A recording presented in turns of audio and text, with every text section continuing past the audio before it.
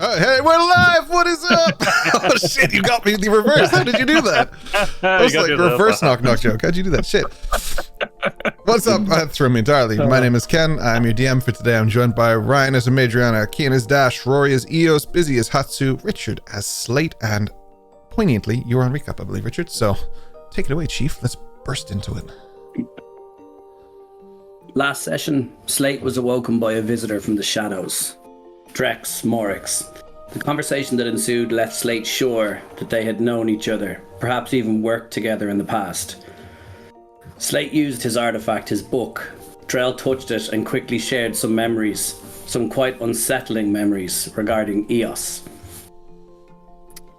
Slate rushed to check on Eos, finding Hatsu first, sharing Drell's intrusion into the family home. Hatsu and his family were very concerned over the intrusion, and Hatsu's sword was missing. Eos was seemingly unharmed, but shared her past with Drell. The first bell of celebration rang, 6 a.m. A huge parade with floats and representatives from all over the Isles. 8 a.m. a tea house ceremony. 2 King's Guard entered the tea house. They caused much offence and disturbance. Dash talked one into a nearby alley, and after a chilling speech, executed him. The rest of the party worked to dispatch the other and conceal the evidence. Meanwhile, Eldrin, on watch, disappeared. That's where we find ourselves for the next episode. Hell yeah. Worst, period, lookout, period, ever. Worst period lookout ever. Absolutely. Straight off the rails. You made that joke. I'm so sorry. I've just begged for forgiveness. Take my inspiration away from me. DM is supposed to be in charge, and look, this. The sun was in his goggles that shield his eyes. Worst lookout ever. We are in Saigo no Toshi. The festival has begun. Dash is a brutal murderer. Eldrin is missing. What? Dash holds his arm. You stand in the crowd. Remington flew off as a bird. I'm pretty sure that's where we're at, right? Is that where we stopped? That's where we stopped, right? That's the beat we stopped on? Cool. Yeah. Well, then we pick it up from this beat, and I ask, what do you want to do? Do we wait here for him, or do we just carry on with the festivities? Are we really going to miss him? I didn't know him that well. So we know not to put him on lookout duty in the future, but otherwise, Did he volunteer for that? I don't know. Looks back at where the thing happened. I was busy. He's about as observant as a blind dog. Don't they put those down? I mean, arguably, yes. We should. Oh, you mean dogs? Yes. Sometimes. Amatrion. Don't speak ill of the missing. So We better find him, hadn't we? has Remington gone to look for him? If so, then I guess we just leave him to it. I just let out this whistle. Albie comes flying down. I just give him a nod and he knows. Go find him. Okay. Off it goes. Flying high into the sky, at least 12 feet. It goes above the buildings in search of your armoredless friend. Is there I guess. anything like in the area, like footprints or anything that would show that someone else came to where he was? The fact that his most loved possession, his gauntlet, is there and he is not. Yeah. I swear to you, Richard, I was about to make him roll a perception check and say that exact same thing. You beat me to the punch. That's amazing. Slate, what I mean is obviously this is left here, but we might be able to see if he was dragged away or was walked away or frog marched away. How do you get walked away? And also, when you say we, you mean everybody but you, because you've done enough. I've done nothing in relation to looking for Odin. Let's continue doing nothing, because when you do things, I'm going to have a look around for any clues, footprints that might indicate a direction. And I'm Okay. going to hopefully have a better look if I can. I'm going to take a moment, turn into the CRU guard, and just put my hands behind my back and pace behind Dash. Contrary to what I just said a moment ago, it's a survival check, but you can both do a survival check, or one of you can do it in advantage. It's up to you. Can I argue that the check that I would prefer to do, because it's not just survival as in looking for track prints, I'm looking for evidence. Yeah, looking for evidence. I'm leaning towards investigation myself, in this rather than, there's a twig snapped in this tree kind of thing. Okay. This is a very happy music for what's actually happening. I mean... Well, there is a children's parade like feet away from us, to be fair. Yeah. The children walk by, stomping through the blood that Kian left or Dash left in the alley. Yes, Dash, just to put it out there, Dash. I'm just implicating you and shit now. I mean, for sure. Okay. I mean, you sure. I will say investigation, perception, or survival, whatever you prefer for this specific thing based on what you're doing. I would argue there is basis for it. But I'm taking my inspiration and rolling that again.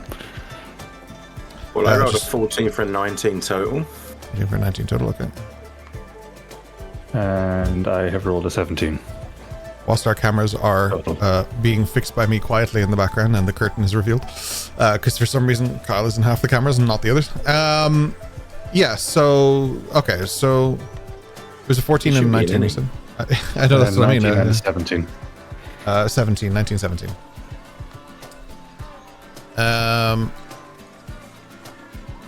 Okay. So there are definitely signs of a struggle. One in the obvious being that the arm was lying there. But also there just seems to be we'll say scuff marks and stuff like that seem to indicate there was a struggle of some kind. But likely with this crowd, at least the logic would dictate he wasn't beaten and dragged off in the street like this. So someone took him quietly. He would have resisted, and that's probably why he had the arm removed and dropped. So there was some signs of resistance and a struggle. This doesn't seem like a normal thing. He didn't just retire from your group and leave the arm behind as a symbol of, but there's clear something. And can we track that now? You can track the scuff marks, but yeah, the scuff marks, but the casual walk away probably wouldn't have left much. But I will give you guys a chance to do this. It is the utmost of Nat 20 territories to understand at least the tiniest bit, because at this point what you would get is there was a struggle, the arm was removed, so he probably not willingly but was prompted to walk away in this crowd. So there would be an indication of that. But yeah, you can do that. So what are we looking for on this one? Is this survival then? This is definitely survival. Yeah, 100%. If only Eldrin was here to give us a bit of that extra juice. Is there any residual guidance left in his arm? Yeah. I'll go over and say it gives you a minus to the roll. I know a little something about tracking. Oh, yes, finally. Okay, you have guidance on your roll. What's guidance? That's 1d4. Yeah. That's how quick it turned into. No fucking way, man. Natural fucking 20. I'm gonna switch to the chat so you can see it, but I have no idea if this is a correct camera. It is. I don't actually see the 20. Oh, I do see the 20. Fuck. You said it. It's gonna be natural 20, boys. Where the fuck is he? Okay. So I love the DM sigh. That makes me so happy. All right. It seems as if he has gone through the crowd and towards an alleyway across the way. Someone led him off the streets. That would suggest that, first of all, it's a person with knowledge of said streets. But second of all, it would be someone who is adept at slipping through a crowd, because if you... And a cloud, why not? But a crowd, because if you can get someone across the street by holding them somewhat hostage and not be seen by anyone, there's no one in distress, there's no one getting guards, you have to be very good at what you're doing. But they headed away from where you guys were. So if you were the alleyway, which is an ending alleyway that you guys ran across the street, is another one that leads to another one that leads to another one. It's a quick way through the city. Yeah. So would I gather that this could potentially be people that I would know quite well in that sense? Potentially, it could be. I mean, you guys are definitely well trained. I mean, there's no like denying that fact. But at the same time, it could be also any number of trained people. So it's a little hard to dictate that. But right now, you know your people around the city. So whatever you infer from that is we don't really do force though. So that's what's making me think it's not us. We're more in out. You've never known it kind of thing. Whereas this is more. Yeah. Okay. I'm gonna essentially do the round up. Let's go. Point of direction to the rest of the group, and I'm gonna start tracking that based on what I found. Okay. And also, I'm gonna let Albie know where I'm going, how I'm going, so that he can maybe triangulate a better position of where we need to go. A little bit, yeah. Cool. No worries. Yeah, you have no issues doing that. Perfect. So, all right. You're heading. So you're. Sorry, I'm just putting everything together here. So you're heading down the alleyway now. You're going through. You're moving in search of Eldrin. Yeah. Yeah. I also want to kind of keep or actually, I might kick Dash and just tell him, do me a favor and just check corners and stuff while my focus is on this, just to make sure we're not being caught. Built? Yeah. Of course. Just to save me as well carrying Eldrin's pauldron around, I might just put it on. Sure, that's fine. It's basically like holding Jack a shield. From Mortal Kombat. It's like holding a shield. Are you proficient with shields? I had a shield. I don't think I'm proficient with them. Okay. It's not something I've considered as part of my character build at all, to be perfectly honest, so I'm going to go with no. Okay, let me just check real quick. I don't think rogues naturally are, because it's a strength-based thing, not dex-based thing. Yeah.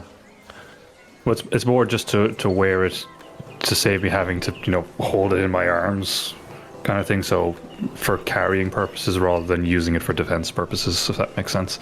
Yeah. If we get into a scrap, I'm immediately dropping it. Okay, cool. Yeah, that's fine. Yeah, you just thematically are holding it. That's fine. I can look into what that actually means later, but for now, it's not a big deal. All right, so you're heading off in search of him.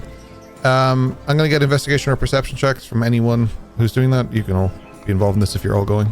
I'm gonna definitely ask Slate to give a hand, because I know Slate's pretty good at tracking anyway. Slate's proven that like time and time again already. Does he know a little something about that? Is that what you're saying? I'm proficient in it, so I'm going to assist, and also the guidance lasts for up to a minute, so that's still active. You're still active, if not, yeah. So you'll have both. I'll just assist you, and you have guidance as well. Okay, so that is from my investigation. Oh my god!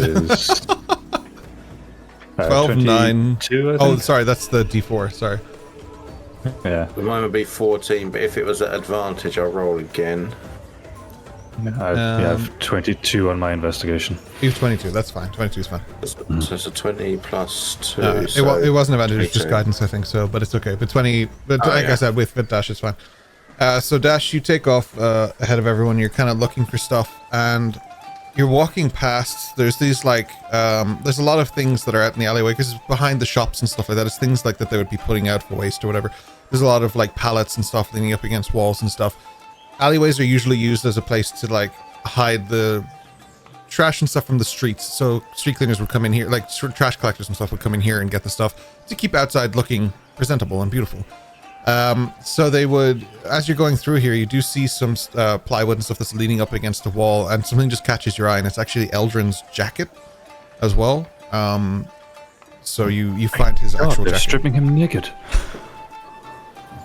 Madriana, his jacket. His underwear is there too. No, I'm just kidding. I just know what Carl's in chat.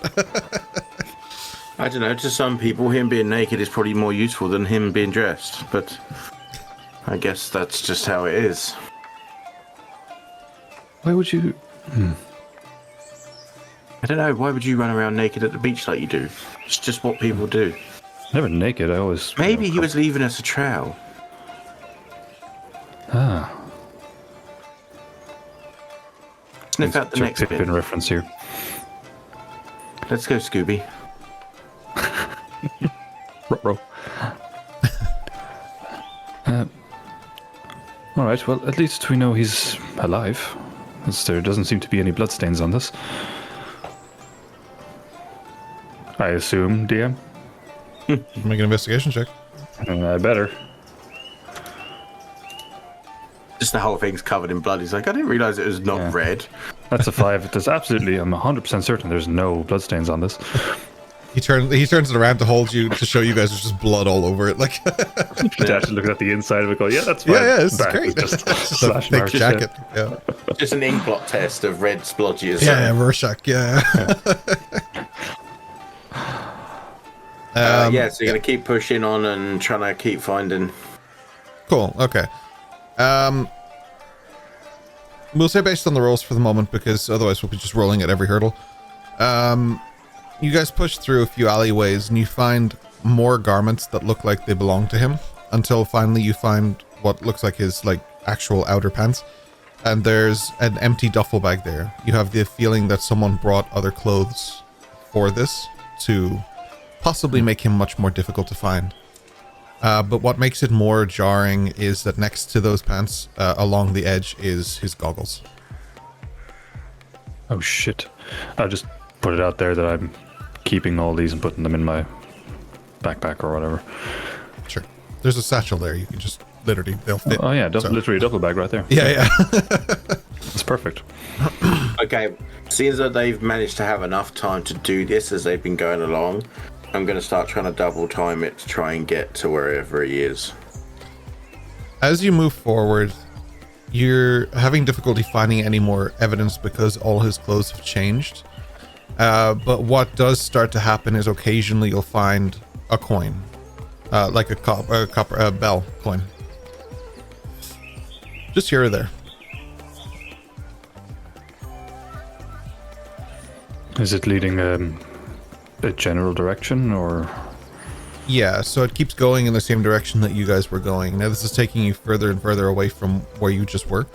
But if you keep following them, eventually you get to what looks like sort of a sewer grate entrance, we'll call it, but it's much nicer. It's a piece of metal, absolutely, but it's decorated with historical attribution to Saganatoshi. It looks very, very beautiful and ornamental, and you find 2 coins next to that, which might suggest that Eldrin's down there.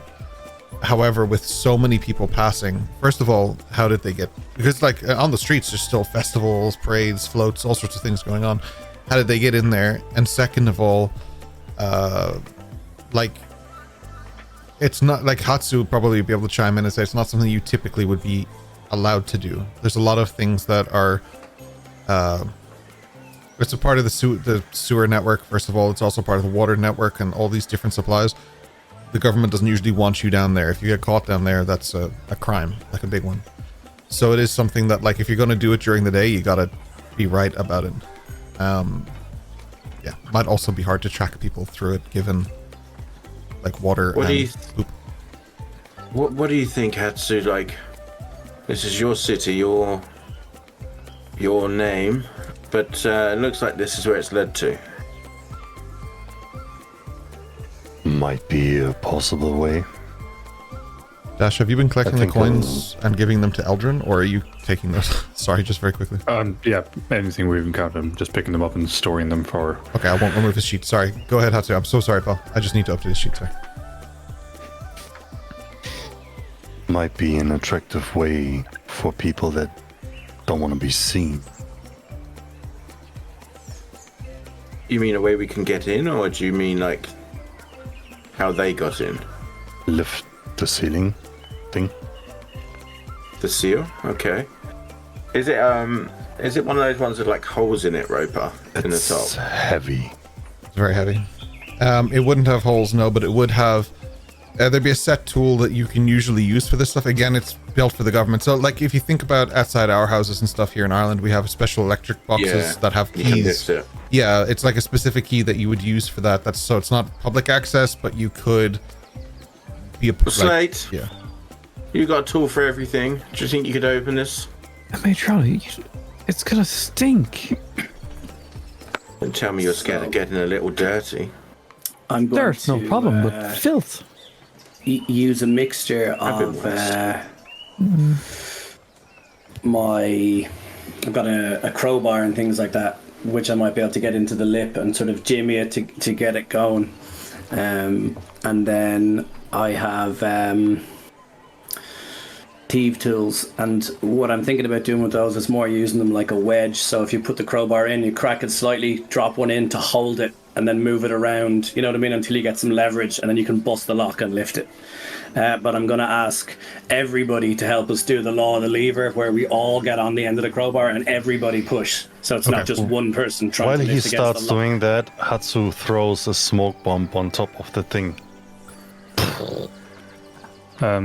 Could I supplement that by saying I have, and Ken's going to love this, I have 50 feet of hempen rope. So if we have 50 feet of hempen rope for now. If we were to loop this in somewhere and look for an anchor point up high that we could, get a good... above you, actually, coincidentally, is a highly flammable torch, but it's on a post, so you could if you wanted to. We don't exactly want to let people know we're going down there, Dash. There's probably going to be a ladder, don't panic. Well, I was thinking more to lift the lid. Slate's got that handled. If we wait longer, the smoke is gone. I was about to say, it just goes... Let's go. I'm starting to help push the bar and help Slate, essentially. He was just hanging off the end of the bar. I don't know which of you, if any of you actually has strength. I actually think Eldrin is mostly your muscle. Oddly enough. And even he's actually not your muscle. I just looked at the sheet. So... Yeah, but there's weight in numbers. There is weight in numbers. So what I'll do is... And while we're doing it, I say to everybody, I've done this before. I have some experience doing this. I know a little something about it. There it is. I refuse to let you cast it until you say that. Okay, so you cast guidance on, I'll say, yourself. All right, Slate, I'm going to let you do the roll. You're going to have advantage because, there's like 5 of you. 4.5. I'm going to give you a D4 for your guidance, and I'm going to give you a flat 5 bonus for each of you helping as well. So, advantage D4 and a 5. If you fluff this, there's nothing I can do to help you. The gods are against us. Yeah. I'm going to have to roll this in Foundry because I'm still experiencing issues. Sure. Yeah, you could turn into a Minotaur as well. Oh, wow. Doesn't change my stats, just changes how I look. Oh, yeah. Someone's read a sheet. God damn it. Okay.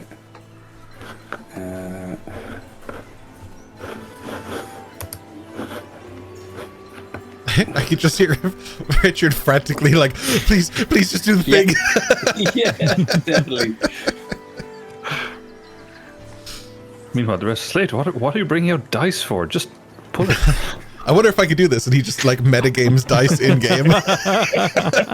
So I'm rolling a D4, and then what else did you say? You can have a +5 because it's free, 1 for each of you. I think it's pretty more than fair, but also. Yeah, it's fair.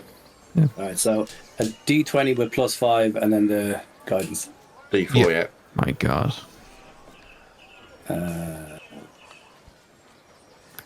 And then get a nat 20 just for good measure, and get a 4 on the D4. Come on.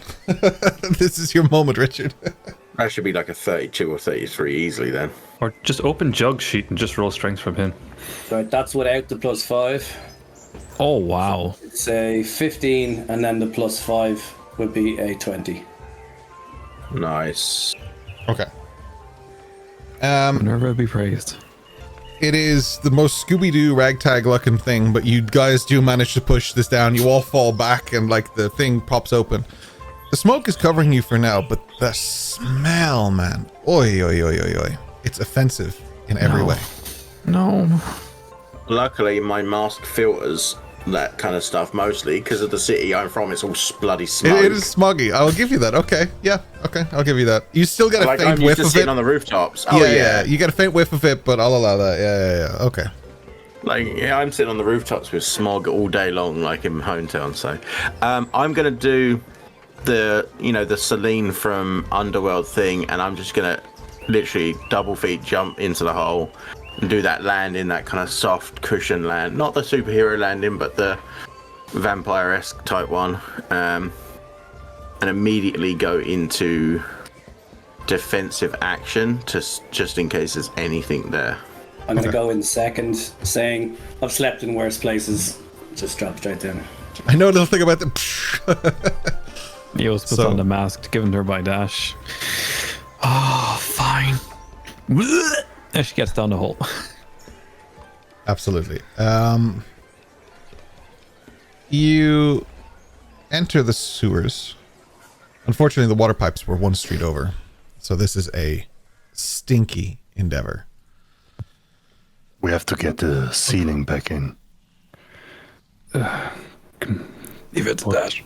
Can both of us maneuver, do you think, Katsu? We have to. Somebody can just fall in, right? For the record, I never mentioned leaving the crowbar. It was still in my hand. The rope, however... yeah, no, you're okay. Well, I know you don't care much about life, but we have to seal this again. From the outside, or can we seal it after we get in? Hatsu just try to get in and use the leverage from his weight to kind of make it snap back in. Yeah, you move the thing back down. It sits in place anyway. It's more like opening a lid than actually removing something. So you pull it back down over you as the smoke dissipates. The crowd and festival continue outside, but deep within the sewers of Saganatoshi, a whole new danger lurks. I'm gonna... Who went in first? Adriana? While you're in danger preventative mode, I'm gonna get you to make an investigation check to see what you can see. While this is happening, I'm in a state of undress behind Amadriana ahead of everybody else. Okay. Why? That's a 4 for a 9. However, I'm going to use my inspo because I feel like this is kind of where we need it. This is a good moment, yeah. Okay. And that one? That's a nat 1, so do you know what? Fuck it. Roll as they may. What I will say is, what I was going to say anyway, so I'll add it to that, is that if anyone wants to help, they can also do a roll. If whoever is in second, effectively. I don't remember who that was. Yes? So that's me? Because I was behind Amadriana, so I was like walking behind her. Okay, cool. I'll give it to Slate if that's alright then, Eos, because he was in second, as long as it was discussed. But if I was getting changed and Eos was pushing forward to do that, I would let her and continue at what I'm doing. Dark vision is a good point. This is a dark tunnel, so I'll tell you what, both of you just roll one for me. That's fine. Okay. Not a one. Don't roll an at one, please. Just both of you roll a single die for me, please. I just said don't do that. I just said don't do that. Yeah. You just got a nat 1. Am I channeling your dice today? Slate, nat 20. Come on. I think those two nat 1s just balanced out the nat 20. Maybe, yeah. And Slate got a 2. Is that right? The stench is making me tear up. It's not a good time. Right there. Okay. Yeah, this is difficult. And I can't see in the dark, so I can't do shit. Okay. Why? There's so little that I can do to help you here. Holy shit. Okay. This tunnel goes in 2 directions. The water flows down. You choose what you choose. That's all I can do. I'm so sorry, boys. If they're trying to escape out of the city, I would suggest we go down the flow. Do you think you had a boat waiting? I don't think they're trying to get out. I think they just wanted to get him down here. But for what purpose? We still don't know much about him. We don't know what he's about. We don't know what he can do. Too much. If it's demons from the past, they're not familiar with this city. So they might try to get him away from here, I guess. They were familiar enough to get him to this place from where we were. He worked with the guards in Brixunder, so it could be someone that fell foul of his unit. Old grudges. Yeah. Gang, is it really worth our time? Like, there's more stuff to do up above. If you were lost, wouldn't you want us to come and find you? Oh yeah, you, but not Dash. The rest of you, yeah. Just saying for Aldrin. Okay. Might be new, but relatively still one of us right now, so we need to make sure he's okay. Okay, I don't want to miss the lantern. If the word goes around that I lost a guest, it's done for me. Especially one that he starved beforehand. He volunteered for that. I did prepare him. I'm only joking. But I think nothing can prepare someone to the cruelty of some persons. Right. Someone flip a coin. Left or right? I'm going to take out my big horn and say, if you guys want to go that way, Slate. I'll go this way for maybe a minute. If I find something, I'll blow the horn. If not, I'll double back. Well, So I'm offering, if you guys are going Eos. down, I'm offering to go the other way, I specifically go with the horn out. down the ready to flow blow. with Eos. I know the city quite well, and I'll go with you, Hatsu. It's always good to make these decisions in a stinky tunnel. I tell you what, then. Dash, you go with Slate. I feel like I can be quite quiet. I'll go one tunnel.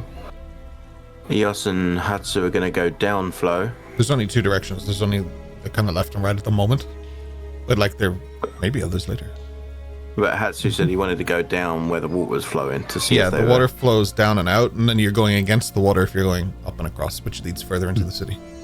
So myself and so it's Slate go only the against two. the flow. It is and only the two. Yeah, sorry for the confusion. Yeah. so Effectively, myself you're in and- a very beautiful pipe that stinks. So two of us go against the flow for, what did you say, Slate, a minute? The rest of you go the other way, and if we don't see anything going against the flow in a minute, we'll swing around and join you. If we do see something worth our while up that way, then Slate will signal.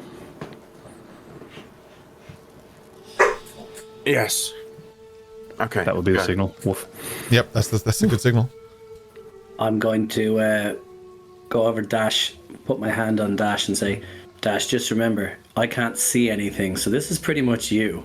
I'm just going to hold on to like your shoulders and let you walk. I'm still holding the horn and just let you do, because I can only see barely in front of me.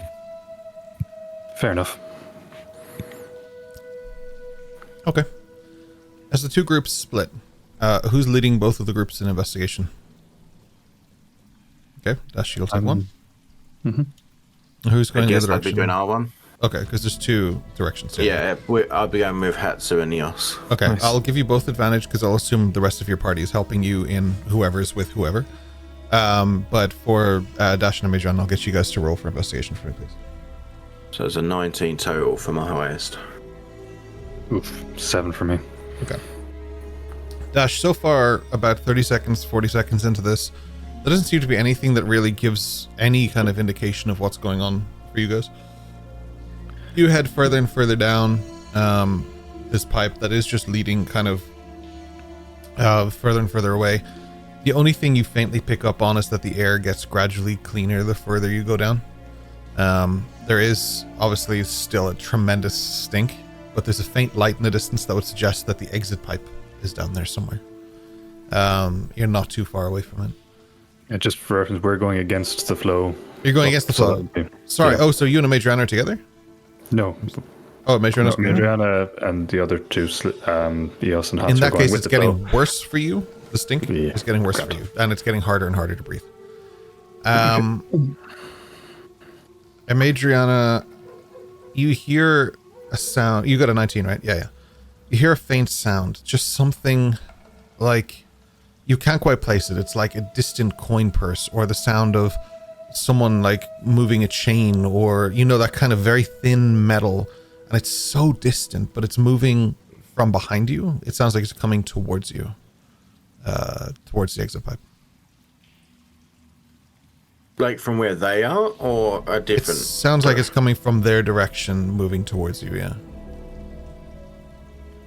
Okay, so from behind me. Okay, so basically they're heading towards it. I grab Hatsu and Eos and just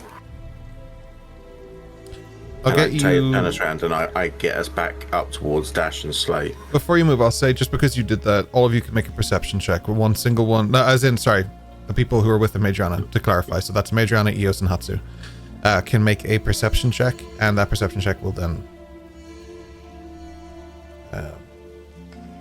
cool. 21, 15, and 23. Damn. Eos, you're listening, but you're having trouble hearing over this faint flowing of water. It's a little bit difficult to... questionable water quotation marks. It is moving. Hatsu, you definitely hear what the noise is. Like, there's something there. You can tell why she stopped you. And Madriana, you're listening, and then you notice in the water the faintest shimmer. Just a slight glimmer of light that doesn't make sense. Something reflecting, like the faint light from, we'll say, your visor or something that's just a little strange. Hook it out. It's a chain. Coins or? It's a chain with a large amulet on it. An amulet to Tempestus. Fuck. Okay. And it's flowed down. It seems to have been dragged by the water, yeah. Okay. Yeah, it doesn't seem like the right time to be quiet right now. I basically show Hatsu and Eos, and I start off at a full sprint towards Dash and Slate. Yeah. I've also, which as I'm dashing, I'm going to point in the direction up the pipe that I know is towards us and where they went. Mm-hmm. And I'm essentially going to do a send in and just say, we're coming up, be prepared. His amulet just flowed downstream. You move upstream with them. You're like, you're splashing through the water and other substances, and you keep move. I just slapped everything off my desk in excitement. And you move up towards them. I'll say that it was Dash and Slate. You guys were together, right? Mm-hmm. So you guys just wait for a second as you hear the splashing behind you. It's hard to focus anyway. The group catches up to where you guys were at. You're all together in the stinkiest of stinky pipes. I don't mean it's the right place to do it, so. Okay, so I'm going to keep pushing. Getting more robust this way.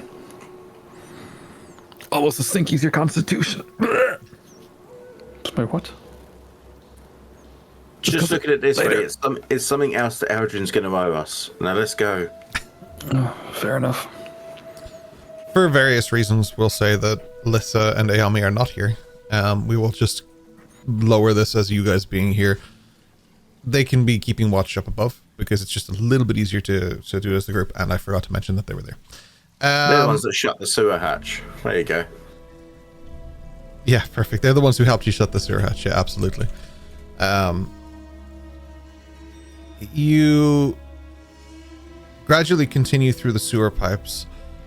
You find a connecting section where there's maybe 3 or 4 or 5 tunnels. It's just sort of span out. It's almost like a web of tunnels.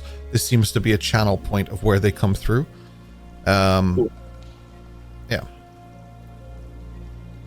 Any markings on the walls? Like he's like tried to drag his fingers along. He's left us some sort of clue. Is there any sound? This is survival, but I will give you a survival check. Absolutely. If you ask someone for help, they can obviously help you as well.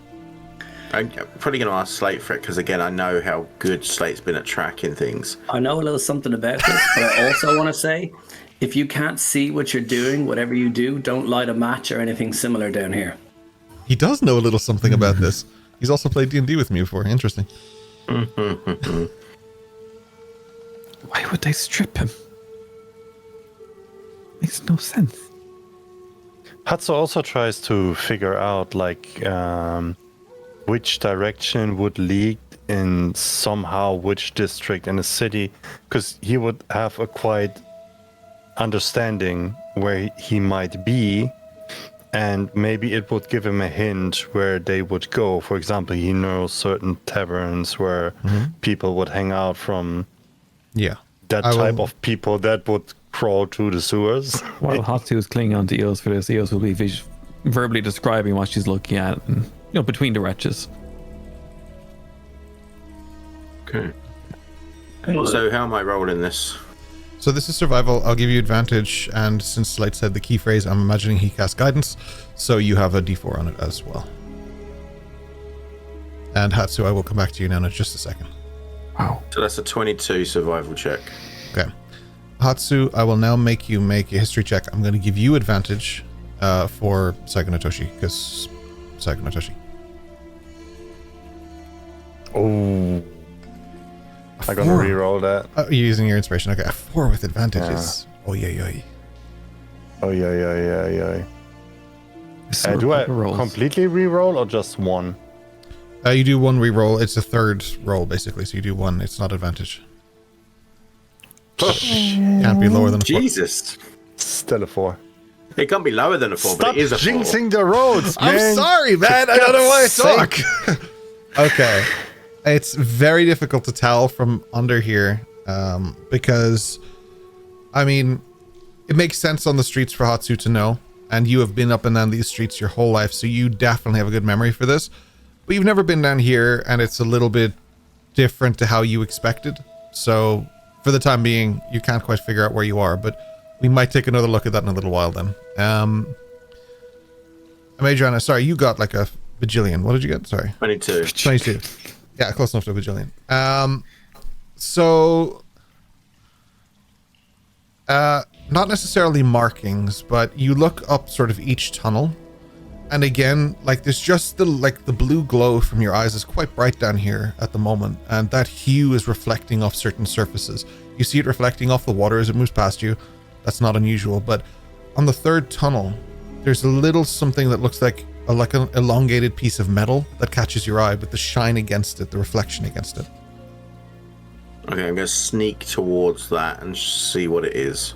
You find it, and it appears to be Eldrin's rapier. So, as quietly as I can, back to, I guess Slate would have been and right behind me, because Slate was helping me. Swords here. I think this is the tunnel we need to go. Grab the rest.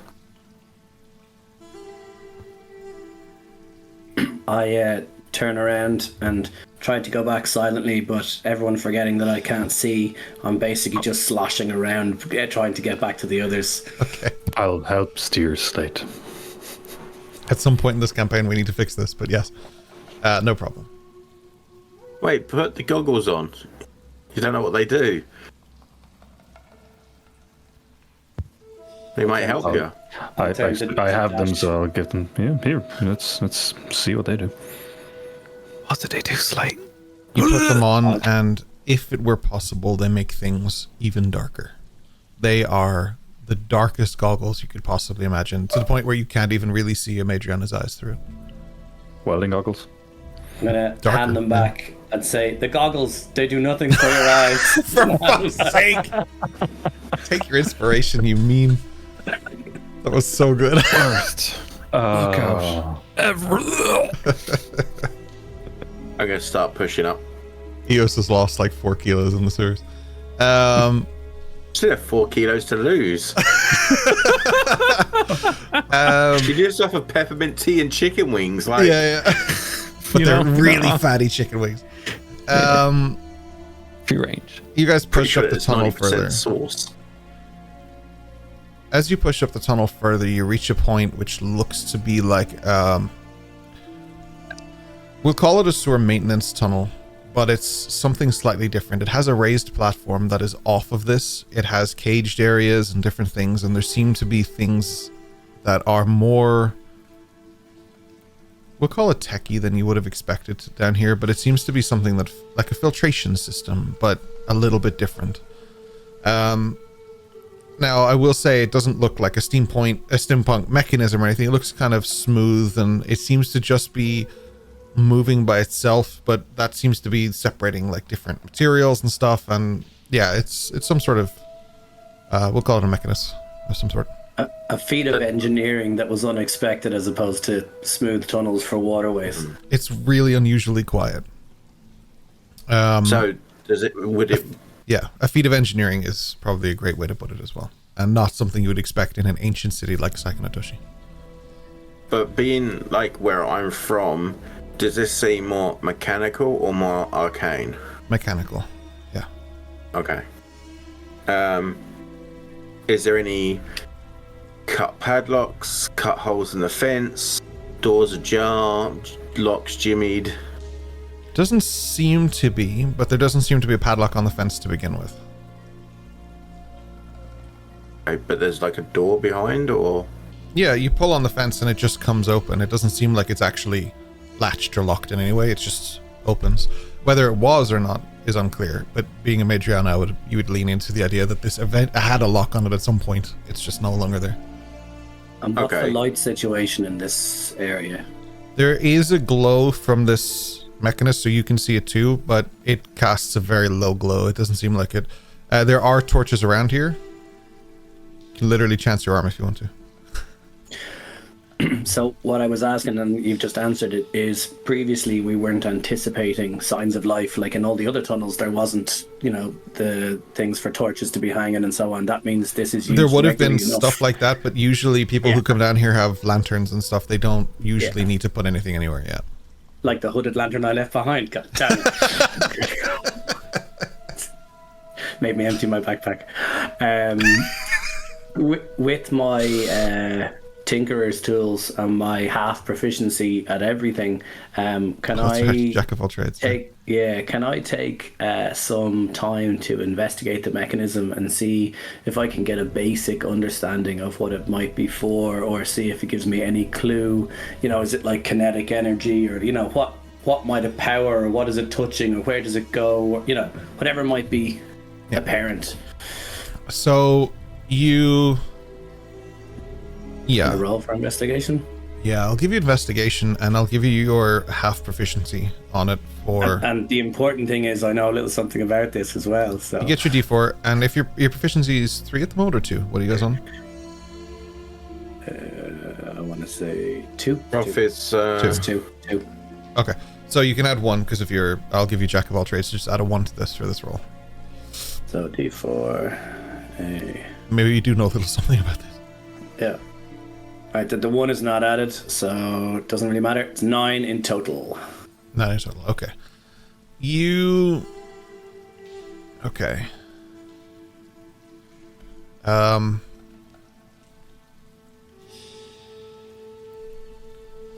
me think here. You don't know what the machine is, but it wouldn't be hard to see how it's powered. There's a flow of water being channeled through, which is pushing a small mechanism, which is pushing a slightly bigger mechanism, which is pushing a slightly bigger one, until it effectively makes almost like gears, but using almost fans and stuff as well. Not like a paper fan, but like a wooden kind of grid network of fans that kind of have spokes to them, and it appears to be moving it. It would be a very different version of a gear, effectively. As these things rotate, they seem to be pumping this machine, which is moving back and forth, as I said. There's also what appears to be a beam going straight up that's also spinning. The likelihood is that it is somehow impacting something in whatever's above you. So there's something above you that has this, for whatever reason, spinning and moving. It's hard to say what it is. I'm going to take a moment while the rest of the guys move on at what they're doing, just to scribble some notes and do a rough diagram of what I'm looking at with my forgery kit. The important note that you do find, I will give you with your 9, is there's a symbol on it that's very recognizable. It's the Omegaverse symbol. Hatsu, at this point, I'll let you make a history check and try and figure out where you are. Mm-hmm. You can have advantage again. Yeah, you can have advantage. Just okay. Right. Oh my god. You are not destined to know, man. It was so close to net 20. For God's sake. Oh my god. You have no idea where you are. You have no idea what this could be. This is all very confusing for Hatsu. Twice Beams, with advantage. they spin, Hatsu. Wooden wheels, Hatsu. Water moves. be fair, I've been in that situation where I've been in a city I know well, but got out of my car like on the opposite side of the street or something. Just like suddenly it's like, wait a second. Gandalf, I have no memory of this place. Like, yeah, absolutely. Yeah, Hatsu's perplexed somehow. 2 4s and a 2, man. That's mental. Twice with advantage. So through this fence work anyway, does it seem like there's a way forward, a way up, other than like? It seems like there's a room ahead of you, more so than like another tunnel or a network. As you go through the third tunnel, you reach this point, this place. There are tunnels ahead of you as well. This is more like, consider this like a train platform on the side of it, if anything, where the water's flowing. You guys are no longer in it. You're standing on this platform looking at this machination which funnels water through, but there's like, it's a channel that goes through it. You guys are on a raised platform. Beyond that is a wall with a wall with a door. Sorry, what'd you say there? Sorry. Ghostbusters 2. Ghostbusters 2. When they're stood on the side and the use. Yeah. 100% actually. Yeah, that's a really good one. Yeah. Sorry, I had to remember. I was like, are we gonna do this quiet, or should I just boot the door open?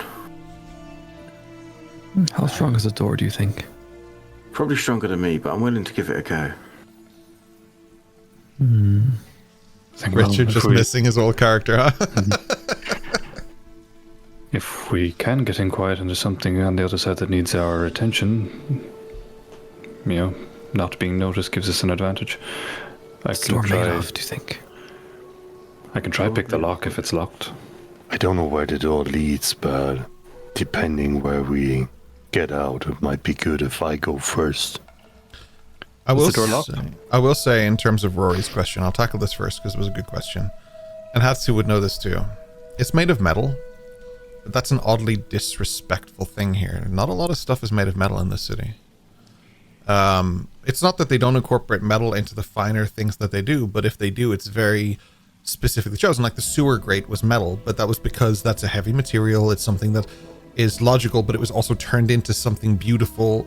This is just a sort of a steel looking door, which is very unusual for this place. Verdoir would have a shit ton of doors like this, so it's very unusual to find it here. There are other places too, like Poporoth in the higher districts might have like metal doors on stuff too. It's not necessarily just a Verdoir thing, but it is certainly something that would be out of place. And Hatsu most of all would feel that, yeah.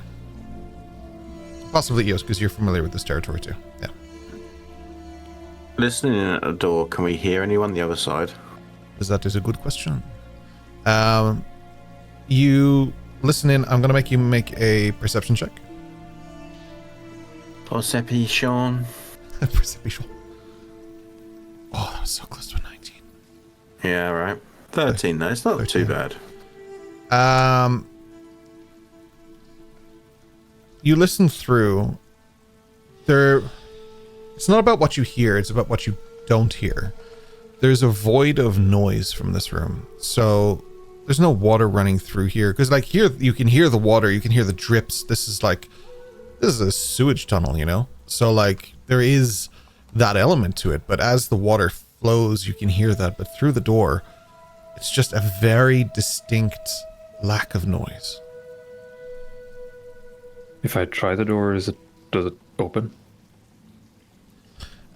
You try and hit the sort of, there's like a handle on it, like a knob to turn. But as you try and turn it, it doesn't kind of click the way you would expect it to. But there isn't also something to pick the lock. There is no lock to pick. The mechanism just isn't turning. Is there any visual gaps above or below the door? No, I won't make you roll for it. There just isn't. Yeah. Okay, fair enough. Sometimes I get excited. I'm like, just roll for it. But like you would, like if you look up and you see no hole, there's no need to roll. Like that makes sense. Like, so I'll give you that. Just above the table real quick, we're very dangerously close to Critical Role C1 territory here. It's not a door. It's a thing of evil. Eos, is it something magical? Can you tell from there? Metal door? No, but like, there's no locking mechanism. No. Eos will put her left hand on the door and just kind of Arcana check. Sure. Oh, fuck. What is up with you guys today, man? With a nat 1. Fucking roads are unfucking real. Exactly. I shit, don't man. genuinely believe it. Oh, that's insane. I'm just gonna open the door and walk through in. Yeah, why not? We'll just skip this. No, but while you put your hand on the door, you're trying to recognize as if there's arcana in this, because why wouldn't there be? What is this mechanism? This must be run by magic. But it doesn't make sense to you. There's just something, it's just beyond. Yeah, go on, sorry. See what'll happen, seeing that Eos is trying to look for something magical and having my experience with the vaults that turn me into gold. Can I see if there's anything magical I notice? I'll let you do the arcana check. I will give Dash disadvantage because he has no magical essence to him whatsoever. Yeah. You hear that? You're not magical in any way whatsoever. That's a 15. A 15 is unbelievable. Dash, you mess with the goggles that Remington gave you. You're just kind of like tweaking it, and you look. There aren't magical symbols. There is the Omegaverse symbol on this door as well, but that's not surprising. It doesn't act as a ward of anything. It doesn't seem to be issuing any magic. It doesn't seem to be anything you notice, but that's it. But like, you don't feel like, you look around at the machine and you think like, okay, this makes sense. This is a mechanical machine. Whether or not Dash understands the full inner workings of this cog-like system doesn't matter. He knows that this is mechanical, and he looks back at the door and he just thinks, Omegaverse, it must be mechanical too. Yeah, they wouldn't really use magic for this type of thing. Yeah. Well, I am. You cast Firebolt? At the door. Yeah, the Firebolt slams into the door and fizzles out. This type of magic, as far as I know, doesn't work on objects. I have to double check. I just turn the door It does knob work and on see if I objects, can but walk it's in. not flammable, so it fizzles out. You turn the knob. It doesn't catch, like, when you turn a knob or if you hit a handle, whatever region you're in, there's always that, like, click. You know that it's unlatched and you can open the door. That latch is not moving. There's something else to this. What it does seem is that there's, like, it's completely bare. I'll give it to Dash on this as well. I'll just add this to Dash's thing. There are markings near to where the door knob is that seem to be kind of like 3 arrows pointing down, if that makes just very thin. 3 arrows pointing down. I'll try pull the knob down. Nothing happens. Damn it. Is there anything nearby that looks like it has to be slotted into something on the floor? You can make an Or investigation levers check. that need to be pulled? Can I help? Because I was lever. thinking about checking the flagstaff at the bottom. The flagstaff at the bottom. You As in, can. like, the flooring. I was Yeah. going to check that as well, so can I help him? Yeah, okay. Probably for the best, because the rolls today are. This is the worst. I think in the 40. yeah. What is the session 48 or 49 or something? I think we're like, this is by 47. far the worst, right? I have two questions for this door 47, in a you're right. moment. Yeah, okay. Very quickly, I'll let either Dash roll again or Majorana roll. It's up to whichever I said one. I was going to help, so. Okay. So I roll again? Yeah. She's using help action to make you roll again, yeah. As far as I know. No, it's worth two. Just slap him around the back of the head. What the fuck are you playing at? What, the arrows are pointing down, so I'm looking down. But you're obviously not doing a very good job of it. Well, you look down, see if you can see anything. Slate, you may ask your questions. So the first thing I want to know is when watching everybody, because I finished my drawing and I've watched all these things happen, people interacting with the door and looking for the cracks and the seams and whatever. Can you describe the hinges of the door? Yeah, there are none. And then then the next question is the surrounds of the door. The door is So not the flush door to the wall. itself. Yeah. Yeah, but so it's stone or brick or Oh, around it is like, it's the sewer grating, so it's like it looks like a sturdy, very strong brick. It looks kind of like a thick, durable thing that, like, you followed the tunnel the whole way up. It's made of the same material. It's very, very strong. So you made this Richard proof is what you're saying. We'll see. I don't like his smile. I did think I made it Richard proof until the smile came out. My question is, I want to cast my cantrip of Mage Hand, and it specifically says a spectral floating hand appears at a point you choose within range. Not something you see, something I choose. Okay. So I choose the other side of the door, and I want the hand to do any bolt, latch, whatever may be on the other side of the door. To see if I can, because it says it can interact with objects, obviously. So the whole point is to get the door, the spectral hand on the far side of the door to materialize and do anything it can on the reverse side of the door. 100%. And you do it, and the knob turns, but the latch does not catch purchase. The hand doesn't seem to signify any information to you whatsoever on what that means, but because it's a hand. But there is that, yeah. So like the latch turns, like again, it's like the knob turns, but it doesn't quite catch that latch that you need to open the door. Nadash had said he saw arrows. 3 thin arrows pointing down. Yeah, can I try and hone in on that to see what it might be pointing to, or what it might be?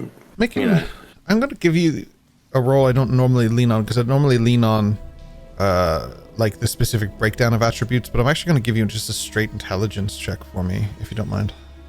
Cool. I don't normally do this, but this, I would like to just lean into this. Well, that was a 19 for a 22 total. This seems to signify that whatever object is used to open this door, like a key, probably has to go here and be moved down, rather than it being something that is pointing to a set place. It's actually signifying what you have to do to unlock it. Okay. But there's no hole. There's no hole. You think something goes over the knob?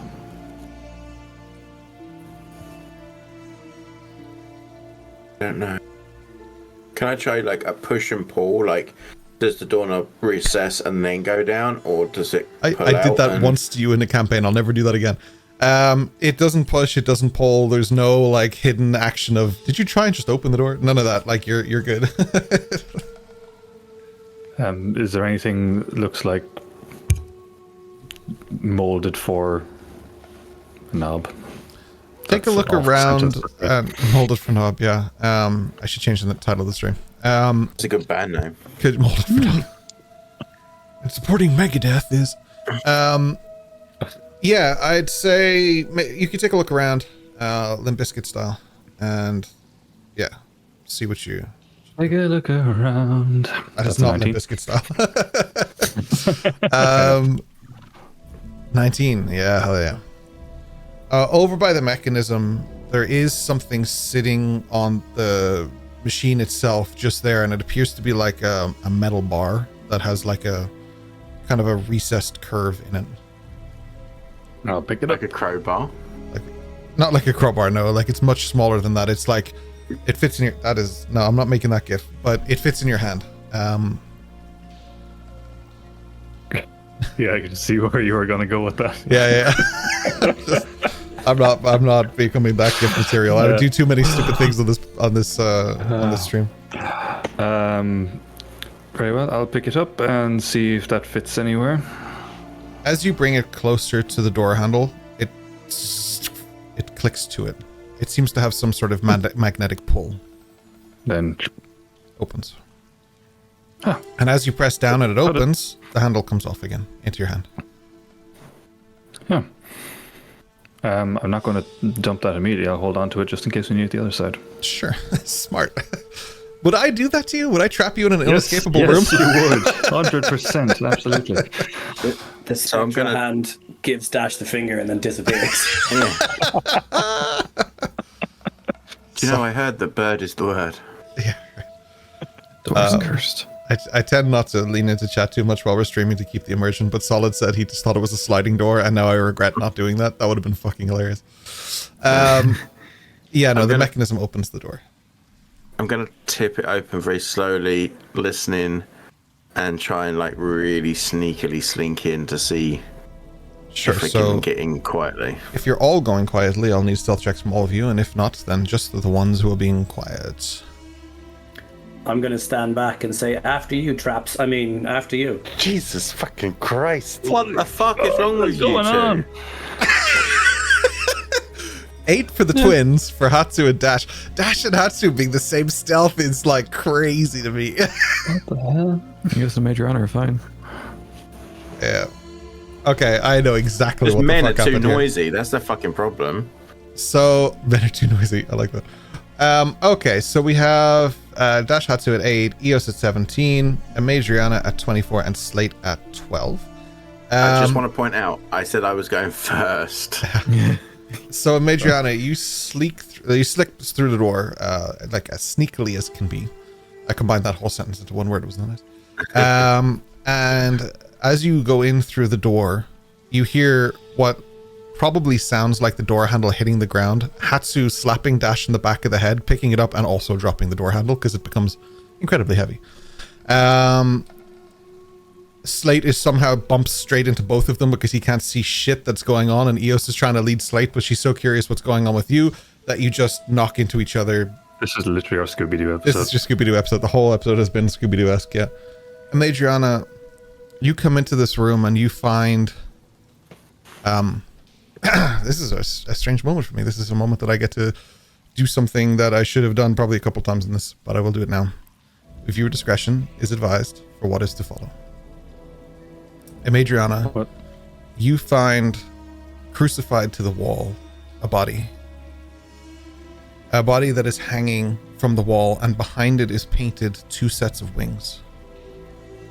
The body is female. They are, at the very least, unconscious, but something in your gut tells you that there's something much worse. They are hanging there, and it looks like they have been there not super long, but the blood has dried to the wall, and they themselves have been severely hurt in the process of this. As in, someone cut them multiple times before putting them up there. You are dealing with what appears to be the victim of, potentially, a serial killer.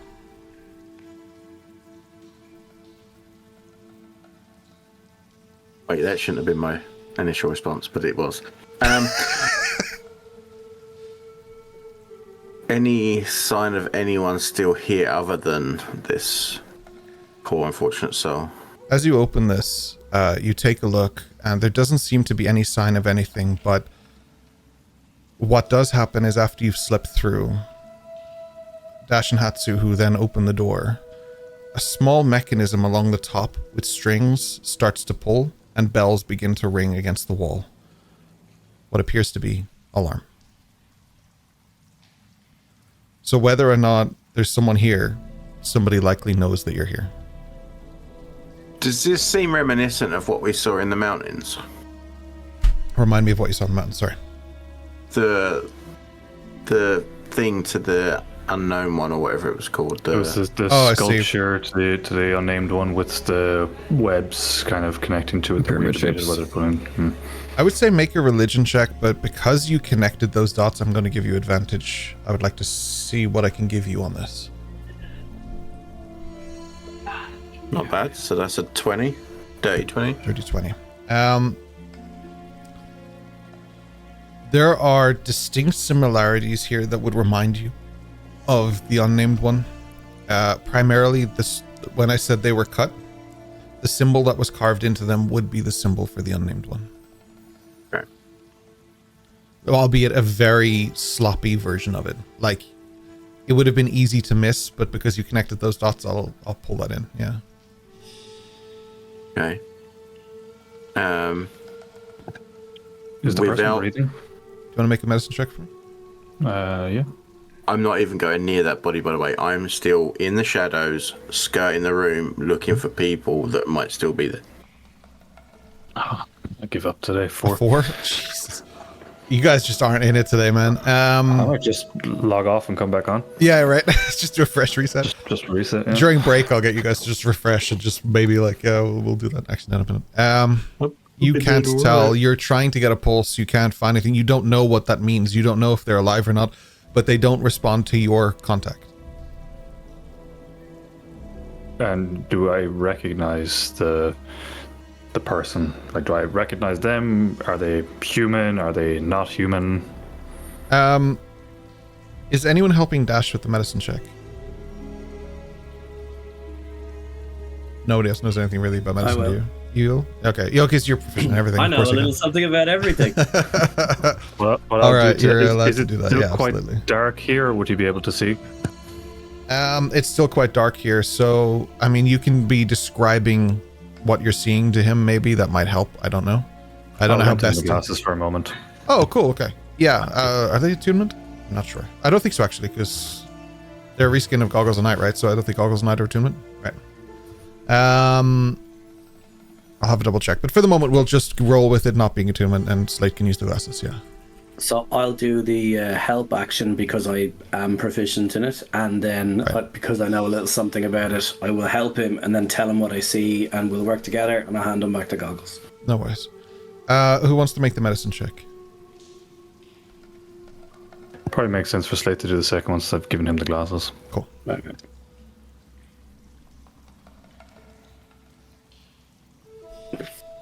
I love how everyone's passing the buck with the rolls tonight. Like, you roll it. If I'm rolling it, do I get my own D4? Would I give it to myself if I was doing it rather than him? Only if you cast it on yourself, but it's a cantrip, so sure. Like, it's guidance is the most abusable cantrip in the entire game. So yes, that's fine. It is since the new update as well. New update makes it a minute long, which is nutty. Yeah, I guess that was to circumvent exactly this situation though, where you have to do multiple rolls instead of going guidance. You just give someone a minute, right? So I think that's 13 total. 13 total, yeah. 12 and a 1, yeah. Yep. So Slate, the first thing you find, because 10 or above is to find if they're alive or not. They are not, but they are very recently dead, as in somewhere in the last 24 hours, probably today. The thing that you do find though is when you're checking things, you just check their eyes very quickly. Their eyes have a faint silverish hue to them. The pupil is black on the outside, and then the eye itself is black on the outside, and the pupil itself has this kind of faint silverish glow, although it looks kind of tarnished, if that makes sense. Like it looks, if you've ever seen, hopefully like someone with cataracts? Yeah, exactly. Hopefully this isn't upsetting someone, but someone who's going through that with blindness and they have that fog, or if you see it in dogs, quite often get that when they go blind and stuff like that. That sort of tint, but it's much, much more prominent, as in there's no darkness behind it. It is mostly silver. It's just got no, like, oomph to it. It looks lifeless. So I'll turn to Dash, but I'm talking loud enough for everyone to hear. I'm just saying that they died recently, probably in the last 24 hours, and whatever they went through was bad, and their eyes are totally fucked up.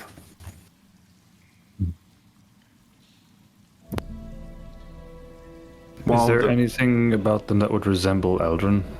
Just trying to connect dots as to why Eldrin would be brought through here. Have you a female? We were told. Female, yeah.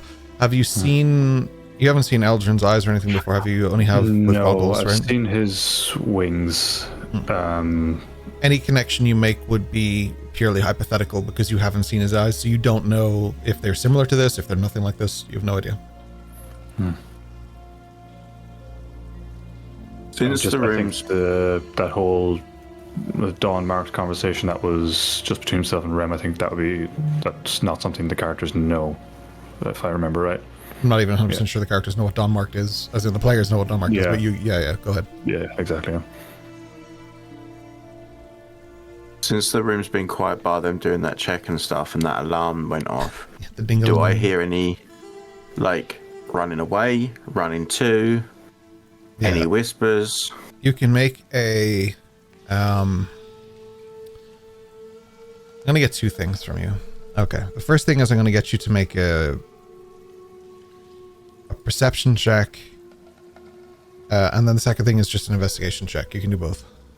Hatsu would assist with the perception check though, because you would also look out for stuff. Absolutely. Yeah, that makes sense to me. So you can do another perception roll if you'd like as well. Even better. There's a 16 for a dirty 20 on perception, and investigation is a 7 for a 12. That's okay, because the investigation, out of the two, that's the right order to do that in. So, perception. You listen out and you don't hear anything that sounds like panicked movement, no wading through water. Nobody's trying to make a getaway, because you would be able to tell from here. If someone in this vicinity was doing that, you'd be able to tell. This room, this is for the investigation, this room is also closed off. There isn't like another room that leads this from. This is a specific place, a specific thing, if that makes sense. This is a room for this. Yeah. Dash, as you kind of have the handle in your hand again because you want to get out and stuff, you would see that there are bloody marks on it, like hand marks on it. So somebody who used this left it there intentionally, and there's blood on this as a symbol of that. I'll say that you've noticed that at this point. You probably, because, so dark vision, you don't notice hues of color. Everything's in shades of gray, but you notice that there is a definite change in the shades of gray. And with your natural of what's going on, it would make more sense for that to be blood. That's why you wouldn't necessarily picked up on it earlier. It could have just been a design on the thing, but now you're thinking that that's what it is. Yeah. And there's only one in and one out to this room, yeah? Yeah, it's the one you came through. Yeah. I'm curious, because on the ship from Decker, we also saw a person. Do you think that has a system within the Megaverse? I wouldn't rule it out. He carries around bodies to sacrifice? Because it wasn't brought up, I will mention that this room is not just for the sole purpose of a sacrifice. There are points of mechanism to this room that lead out, that clearly lead out. So there's something spinning here and spinning there, and it's moving up. There are just points that you can move between these things. This room seems to be part of the mechanism that's outside, probably just something that's a little bit more sensitive, so they locked it away so that it doesn't get accidentally broken or whatever. Eos will slowly take her time and try to take the person off the crucifix. Yeah. She's visibly shaking. She's very much aware of a similar situation happened to her. And as she slowly... Go ahead, sorry. For context, they're not on a crucifix. They're just crucified to the wall. Just very quickly. But you try to take them down from that. I just want to be clear, because the crucifix has a different connotation with history and religion and stuff. I want to step away from that ground. They're crucified to the wall. Yeah, we all hate the Romans. Yeah. That's not where I was going with this. With that, though. Okay. And sorry, yes, and you would also look out for indications for who they might have been. Sure. So, they come down, bodies in fetal position. Eos gets down on her knees. Starts saying a prayer to Minerva, and while she does this, she uses sacred flame to try and burn the remnants of the body. Okay. Yeah, you move away from the people that are there, because this is a very pungent process. One second. Hatsu goes through their belongings to kind of find out if there's anything that might indicate who these persons have been and where they're from. Yeah. Maybe a specific dressing, a symbol, or whatever. Interesting, they're not wearing normal clothes. They seem to be wearing what looks like kind of rags and a faint, like, it's not even like a robe, it's just the remnants of a tattered kind of rag type thing. They don't seem to have any belongings on them, no clothes, no weapons, no gear, no equipment, nothing. Would it be a fair assumption to think they were brought here for this purpose rather than someone happened upon them here? I think they got stripped like Eldrin. We also found Eldrin's stuff, so maybe they did the same to them. Got rid of all the stuff that could lead to who these people were. Having an experience of being a prisoner and having everything stripped of me and having, maybe not necessarily these robes, but the same kind of idea, having a uniform as such, is this, does this mean anything to me? Is it similar to any I've seen? Is it the same ones? I would say make a history check with advantage, based on the fact that you're trying to check your own memories and your own past. Just roll a dice as the first one. Cool. The second one, 19. No worries. This is somehow more fucked up for you than what you would kind of expect. This isn't something that Harrow would do, because she likes to manipulate and create new things and create life from life. That's her thing. She wouldn't have anything to do with something like this. This is very fucked up. this wouldn't even be someone like Drell or anything, because like he is like a surgeon, yes, and whether or not he would worship something like the Unnamed One, that's out for debate, sure. But like Drell is more, he wants the world to see the fucking crazy that he is. So while he's out there all well shit, like when he's out there doing all of that stuff, he likes people to know that he was there. Like he'll do things to make it look like an accident, sure, but he uses his blades with precision in a different way to what this is. This is a gesture. This is an offering, a tribute. This isn't someone who believes in life or even just taking a life. This is someone who believes in something far more. Just out of curiosity, Slate, do you feel any connection to this person like you did with that other creature? I'm gonna go over to it's 2 bodies, right? Just one body. One body. I'm gonna go over and spend some time examining them, but I want to do kind of 2 things. I want to look at them knowing how I judge people and see them, and you know the actor feat doesn't quite come into it because they're dead, but sure. It's drinking in like a facial ID, if you know what I mean, drinking in their measurements and trying to go back through my memory for that kind of thing. Sure. But at the same time I want to touch them to answer that question, because how I found out before that there was an affinity was through touch. So I'm going to do both at the same time. I'm going to touch them as I'm drinking in their visage and their measurements and everything, and I'm going to touch them to see if there is an affinity or if I sense anything or anything happens. Yeah, Is this while the body's on fire? No, you haven't done that yet because you stopped when Hatsu said stop. Okay. So you haven't done that yet, but I will get to you doing this. So this is the right time to ask these questions before you incinerate it. You take in the measurements, the face and everything. You don't know this person at all. None of you recognize this person. Slate, you don't know this person. You place your hand on them, and for a split second, there's a flicker of faint radiance around your hand, and it just phases out and fizzles out with the last remnants of whatever that was. While the magic drains, it reminds you of the same magic that would have been cast using Eldrin when he was with Remington. It's a different type of magic than you would see at the Arcanum typically. It's not something Eos would cast. It's not something a Madriana can cast. It's not something you can cast. It's something that Eldrin can cast. A different school, a different house, a different life of magic. I don't know if you know enough as Slate about magic yet to understand what that means, but you as Richard probably do. But it is just something not arcane, something divine. And it's the last remnant of that divinity. And we will pause it there and take a little break, and we'll come back and watch Eos burn a carcass.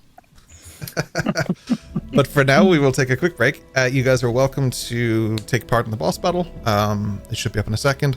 Thank you so much for being here. Chat is pumping today. We love it. We really appreciate you. We love you very much. We'll be back in 10. See you shortly. BRB. BRB. Hey, we are back. Things are bleak in the sewers. The stink most of all. Slate just investigated the body, I believe. That's where we paused. So he was just trying to see if he could put any 2s and 2s together. Is there anything else anyone wants to do before Eos completely incinerates the carcass? There's a queue. Anyone else? While Eos is getting ready for that, I'm going to turn to Dash and ask again for Eldrin's goggles for a moment. Okay. Sure. Hand them over. I want to turn them backwards, you know, when you get the binoculars and look through it the wrong way. Because when I looked through it this way, it was too dark for me to see out. So what I want to see is the other way around. So I'm looking at the face of them. Can I see what's about to happen through them? So I'm seeing if it contains energy, light, etc. Because when I look at the reversed, I know what's about to happen, which is fire, etc. And if it's dimmed or dulled, then I know that it contains that. Does that make sense? Yeah. There's no response from either direction. It is just very, very, very heavily tinted goggles. Like incredibly heavily tinted. Which is like unusual because he can see fine. You can't. Like, nobody here can. If you handed them around, nobody, even dark vision, can't see through these goggles.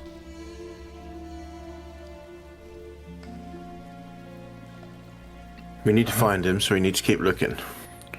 I worry the trail's gone cold. Well, we have to do something, so...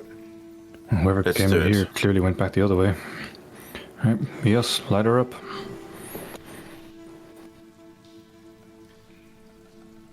Eos, as you respectfully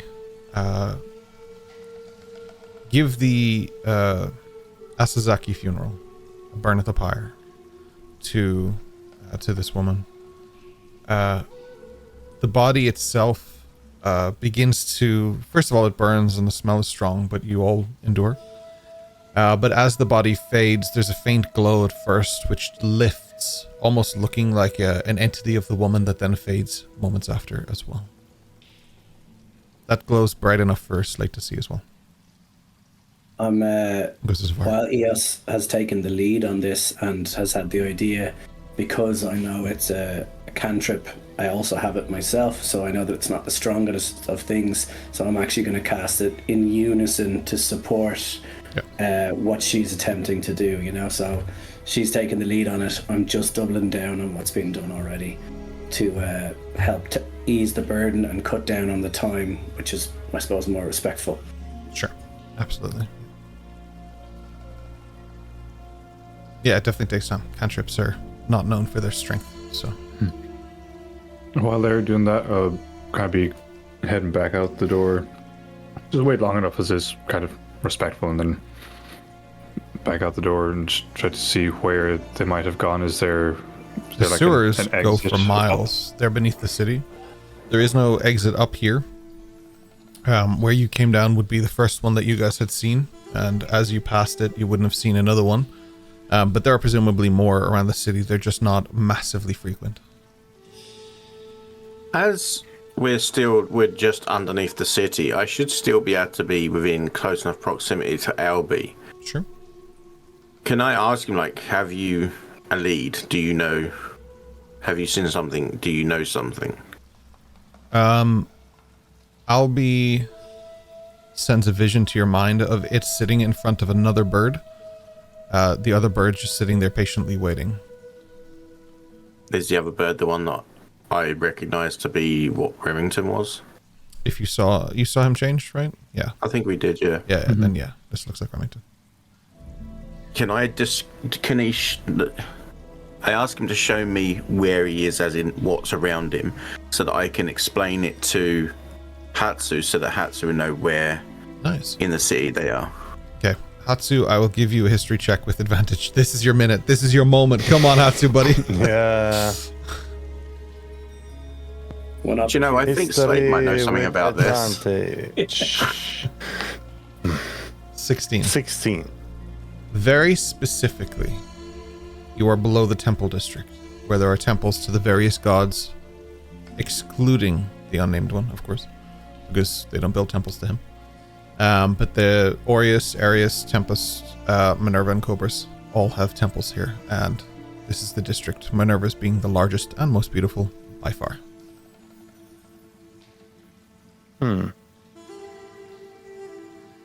That's where the birds are, right?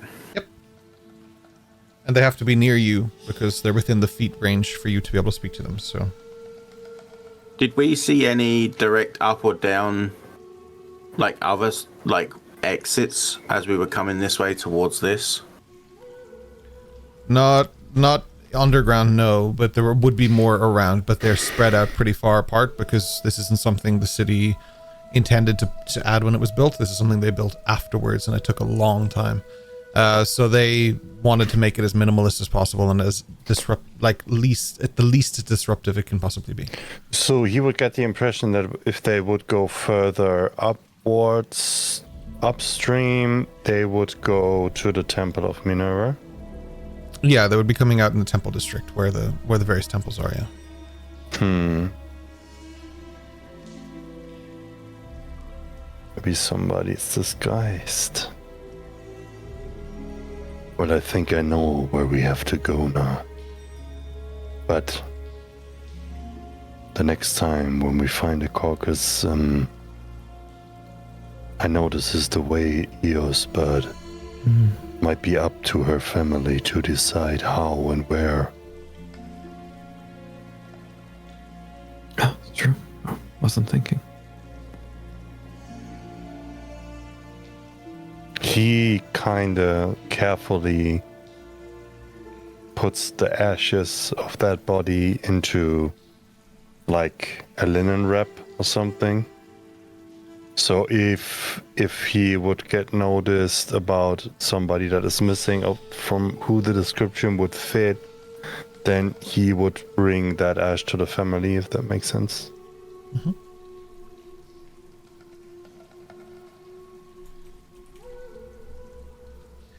And the rest of you? Right, let's get out of here then. Yes.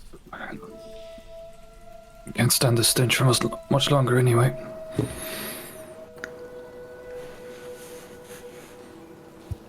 I just turn to Adriana and say, after hearing the conversation about, relaying back to Hatsu what Albie sees and, understanding that that's happening, I'm just going to point out that, there's a mechanism here that we don't know what it does. We didn't know where we are. Is there any way that Albie can try and see what it is that's exactly above us, because he's in close proximity? What is it powering? What is it attached to? What does it do? In case this is a significant spot specifically that's underneath it. Oh, because the thing that shut up was right. Yeah, so I'll tell him to tell me what's. Essentially, because I can't. It's not like, oh, you get a stronger signal the closer you are to me. Yeah, you're not on Wi-Fi or anything. Yeah. Yeah, so I try and explain to him as best as possible to look for something around.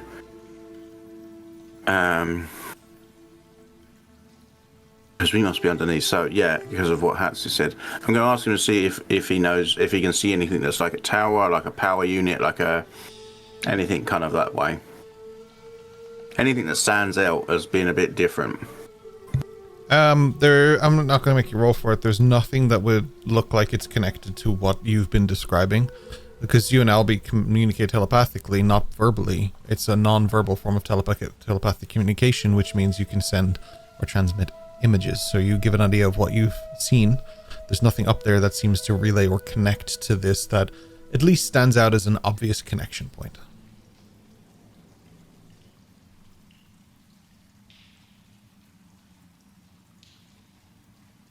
Okay, not that I can tell, Slate. We'll have to wait until we're up there, I think, to investigate that ourselves. Maybe you should ask Albie to look for the Mega Burst symbol somewhere. It's not that common in this city. I can do, but something tells me they would have hidden it. I'll tell them to have a quick scout just around where they are. You can make an investigation check through Albie and their token. They wouldn't have advantage. Well, maybe because you're giving them the information. Yeah, okay. So investigation or perception, did you say? Sorry. Investigation. Perception. You're investigating for. Well, you're trying to actively perceive it. I'll give you perception. Yeah, you're okay. I didn't just give you investigation anyway. You can have perception. That's fine. My brain is just shutting down. So 18. Albie got an 18. Albie's the only one rolling good today. 1 for 1, a success. Yeah. They don't necessarily find anything that signifies Omegaverse, other than the float, which has now come to an end anyway down by the docks. But that's the only thing that they can see that sort of signifies Omegaverse. There isn't anything else on that line at the moment that rings a bell or connects those dots. Okay. Yeah, just gonna try and get us up there as quick as possible to meet up with Albie and this other bird. So as you head up, how are you exiting the sewer? I'll say you head back to the... Is it the one you were at that you're going to, or are you going to try and find another one, actually? That's a good question. You said we didn't see one on the way here. No, the last one that you know is the one that you came from. So it's probably easy to go straight back to that one. Okay. So How long? I would suggest actually to go upstream because we want to find that guy. And since we also haven't found him, remind you that Ayami and Lissa are waiting at the other sewer fuse. Oh yeah. My vote is also to continue upstream in the hopes that we find Eldrin or more information or clues. Once we find the next availability to go topside, Hatsu can redirect us from there to link back to the others. That's my vote.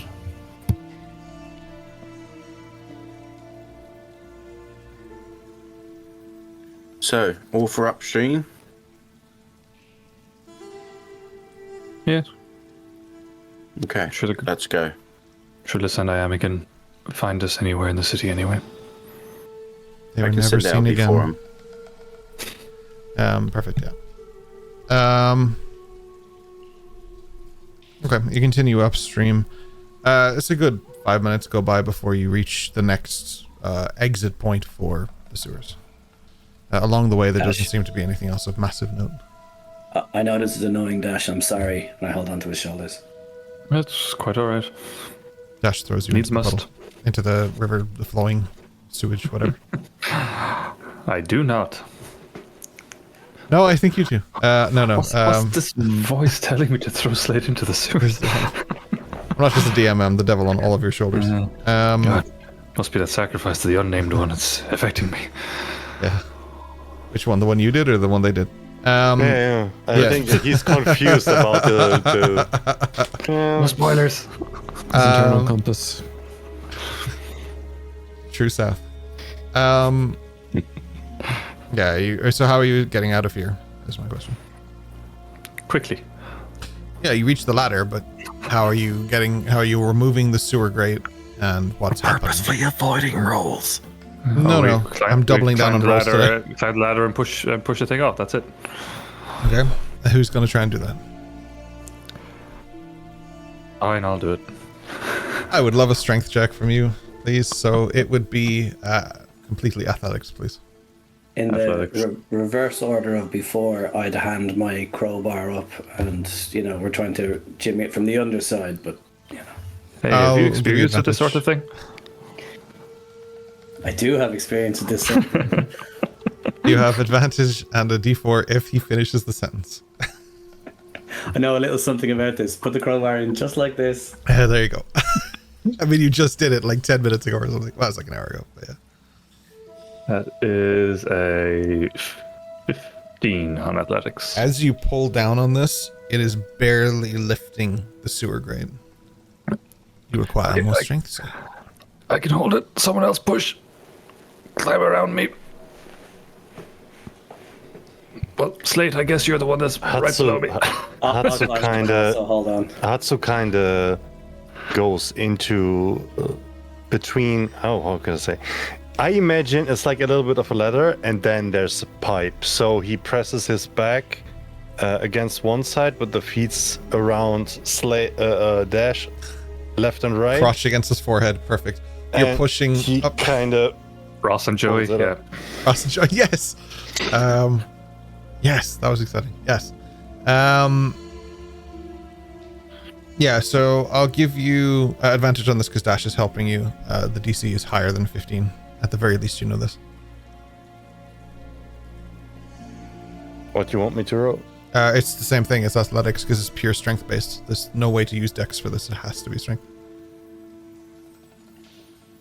Nice, 17. Jiminy crickets. While that's happening, Dash is wondering why Hatsu's crotch smells like mint. Dash's crotch doesn't smell like anything. That's Hatsu. You push. Is it peppermint? You push.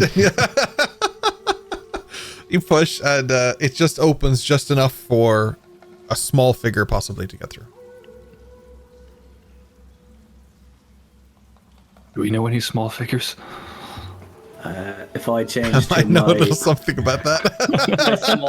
my smallest possible form, I know it's not much smaller. Yeah, 100%. You change, I guess, to the child or something, and you just climb through. That's fine. And then I'll take the crowbar through, and then on the reverse side, start trying to, if they're holding it up like that, I'll try to go to one of the other angles to pry it, to try and get it to pop. And then they can push and pull. The second she, I would say, is out, Hatsu would throw to the little slit a smoke bomb. Okay, sure. And now I understand what you meant. Throwing it through the slit of the grate. Absolutely, that's fine. Not through the slut. Yeah, I thought not two. Yeah. Yeah. That's that. Yeah. That is my confusion. Yes. You throw through, and then you're pushing on the grate. Slate, I will give you. I'm assuming you change shape again, but I will give you advantage on this. Again, it is marginally higher than a 17 that you require. Please, for the love of all that is holy or unholy, whatever way you swing, give yourself your D4. Have your advantage with the help of your friends. There are I know this. Hatsu and his crotch holder are both helping you, so you can have a 2 on the roll as well. Alright. So a D4, a 20, and then a +2, yeah? Yes. Alright, so I'll add the +2. And if this somehow is a 4, I can't help you, Slate. It's an 18 +2, so it's a dirty 20. Perfect, because 20 is the DC to move these things. You managed to get the grate open just enough. Fresh air has never smelt so sweet as you escape. The sound of movement through the smoke begins to fill your ears as once again you are out in the city and the festival is underway. It's just taking me slightly time to scroll down to the festival. I'm going to move out of the way from the grate to allow them up, but while I do, I'm going to start wiping all the stuff off me. When everybody went down into the sewers, I remembered I was wearing ceremonial robes that were important, so I took them off so they wouldn't be covered in literal shit.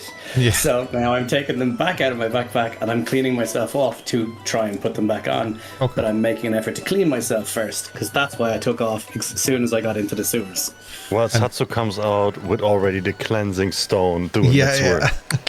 I love prestidigitation so much for only that and that alone. When you go into somewhere messy, you come out not messy. Yeah, absolutely. You clean yourself down, you put on your robes, you are fine. Hatsu, you are the cleanest anyone has ever looked in history because the cleansing stone is a fantastic tool. Like camping water skin into your hands, into your face, on your arms, all that. Like start with the face if you're going to be rubbing poop off your legs. And Medriana come out the sewer, he would also do the same for them. Well, thank you, Hatsu. I have... Okay, yeah. I'll say the cleansing stone adds a small scent to you, if you choose one. Hatsu, don't worry. A small scent to you, like a little spritz of cologne afterwards, or perfume. You can have whatever you want. To me, it smells like the street, as in not like crap and stuff, but as in back of a garbage truck. Yeah, New York streets. No, just that kind of smoky, natural dirt, rain, that kind of bacon smell. Sandwich, gotcha. Yeah. Oh yeah. Nice. Oh, actually, okay, all right. She's just walking along, just nom on herself. I haven't had bacon in so long. Eos, going out on a limb and saying peppermint, but you can tell me what you smell like. Lavender. Nice. Lavender's a good choice too. Yeah. Less good than peppermint, but I mean, whatever. If you want to smell like lavender, I mean, it'd be a second-rate smell. I guess that's fine. Sure. As each of you come out and get cleansed and cleaned, and Slate, after all of your cleaning, I'm sure that Hatsu just gives you the once-over. Hopefully. Yeah, you look up and there's two birds just sitting there. One of them you recognize as Albie. The other one has a tiny little beard.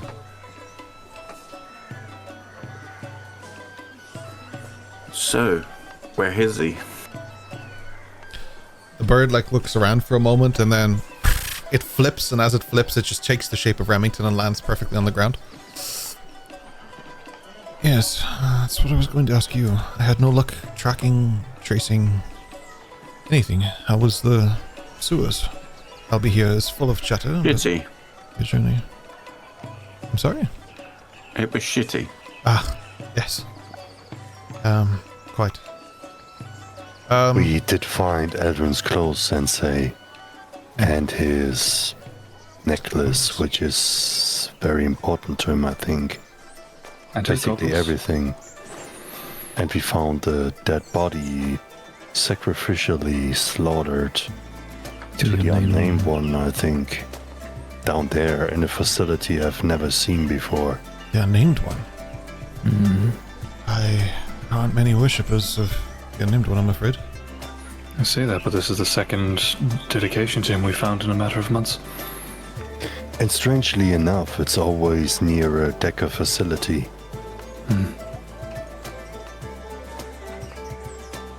But we haven't found the person that went through the sewers with Eldrin's stuff, so he must have come out somewhere here. That's very alarming. Is there anything that stands out to you of this that makes sense to you, that perhaps points to where Eldrin has gone? Why would they undress him? We assumed to dress him in more common clothes to blend in with the crowd, perhaps. He was a very distinctive figure. And then lead him to the sewer? Slate did investigate the body of the female that we found a little further. Maybe he knows. What body is this? The sacrificial one down there, gesturing back towards the sewer. There seemed to be The body is not there iconography. anymore. I have the body here. And he shows Remington the ashes. Yes. He looks up. It appears the next bell has gone off. All right. How do we proceed here? Would you There like me was to continue searching the iconography. sewers? Or? Remington, there was iconography behind the body of Wings. The same of which Eldrin can do. What do you know about this? Because you obviously know more than what you're telling. I'm in two minds. One is to give Eldrin his privacy, as it is his story to tell, not mine, and the other is that it could be pertinent to this now. Privacy won't keep him alive. Do you have a means of communicating with him magically, or can you get means of doing that? We know he's alive, at least. I need to know where he is to do this.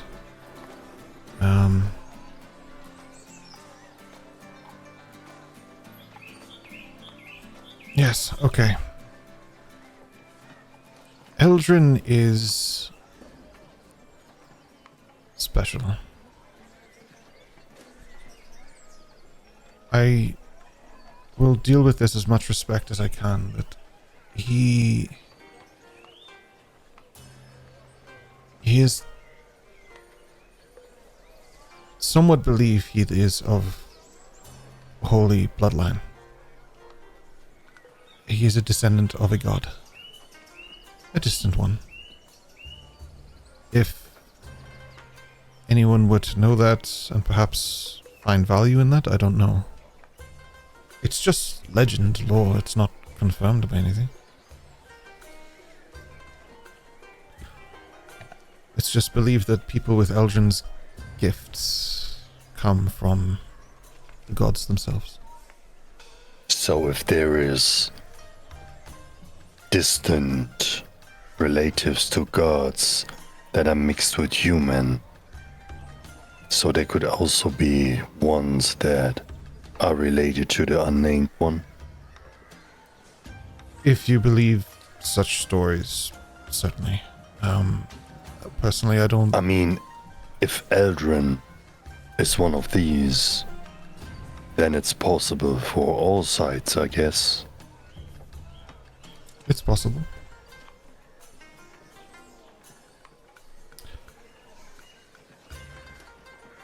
Which one of these churches here that we stand around has the most to gain from the unnamed one being brought back? Historically, well, religiously speaking, I mean, none of them liked the unnamed one. Cobras was said to have slain him in a vying for his power in some of the stories. Perhaps this is something... He was cast out by Minerva and Tempestus for his wickedness, shall we say. He wanted to push the limits and boundaries of death and necromancy in ways that did not align with the other gods, and his younger siblings didn't really know who he was, so I'm not sure that any of them would really have anything to gain from helping him as such. Maybe your book knows a little bit more, Slate. Ask him. Oh, that book. I thought you meant literally he has a book. It's just because, like, he knows a little something about that. Sorry, I get what you mean. I'm gonna kind of looking down at my fingers, kind of nonchalantly be like, yeah, it'd be so weird for some group of people to capture someone for their innate base abilities and want them to do experiments and do something to them. So weird. Why would anyone kidnap someone for something like that? Seems so implausible. Yes. I'm sorry that Is that why you signed up, Slate? And then she just winks at him.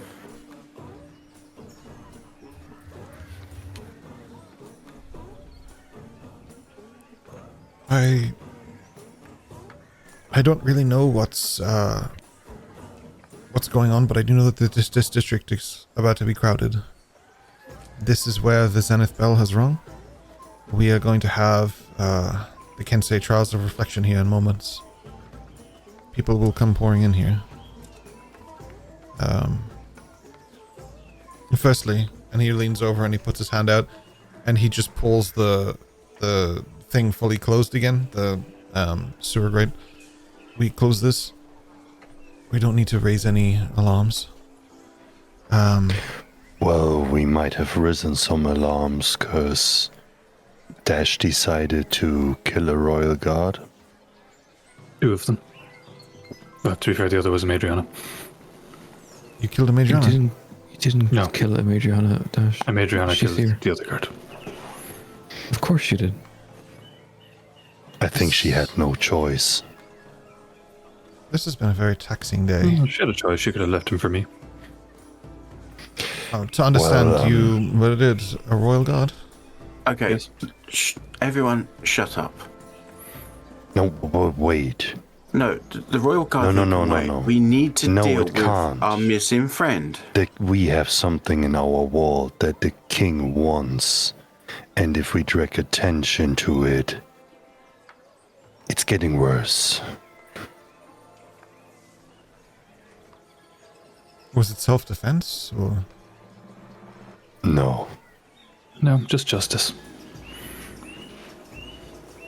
What did that guy do to you? Oh, what he did to me, he represents the system that has done harm to everyone, including your people. So you didn't know that guy? No. Dash, do you know how the royal guard are recruited? Does Dash know how the Royal Guard are recruited? I'm gonna guess no, because otherwise you would know. Dash, they are taken as children from their families and brought into the palace and raised. If anyone were to have any reason to dislike the king, it is most likely them, though they would not be able to admit it. The indoctrination process is quite tedious, painful, and unfortunately not a very easy... It's a mental manipulation.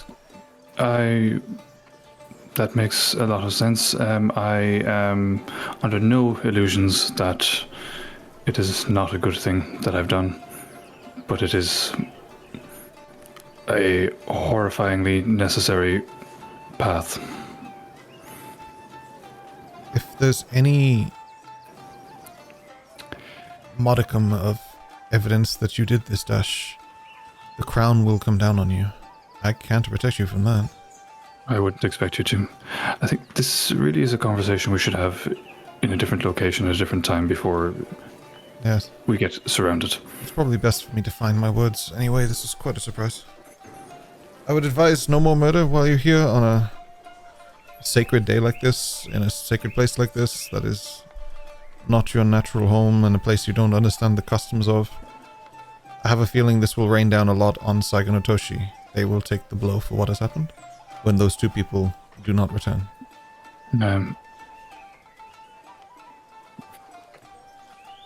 For the moment, he looks and notes that people have started pouring into the courtyards. There's a large sakura tree here. It's one of the largest in the city. And this is where the temples have been built around. It's a beautiful place. A few things happen.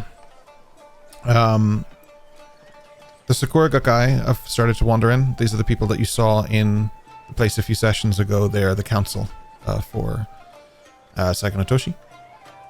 Notably, there are 2 of the elders missing. A third is there, but Hatsu specifically, you would notice that this is the person with the markings on the wrists. This is likely the person who took the place of them. That would be someone that Amadriana identifies as Warby Jane.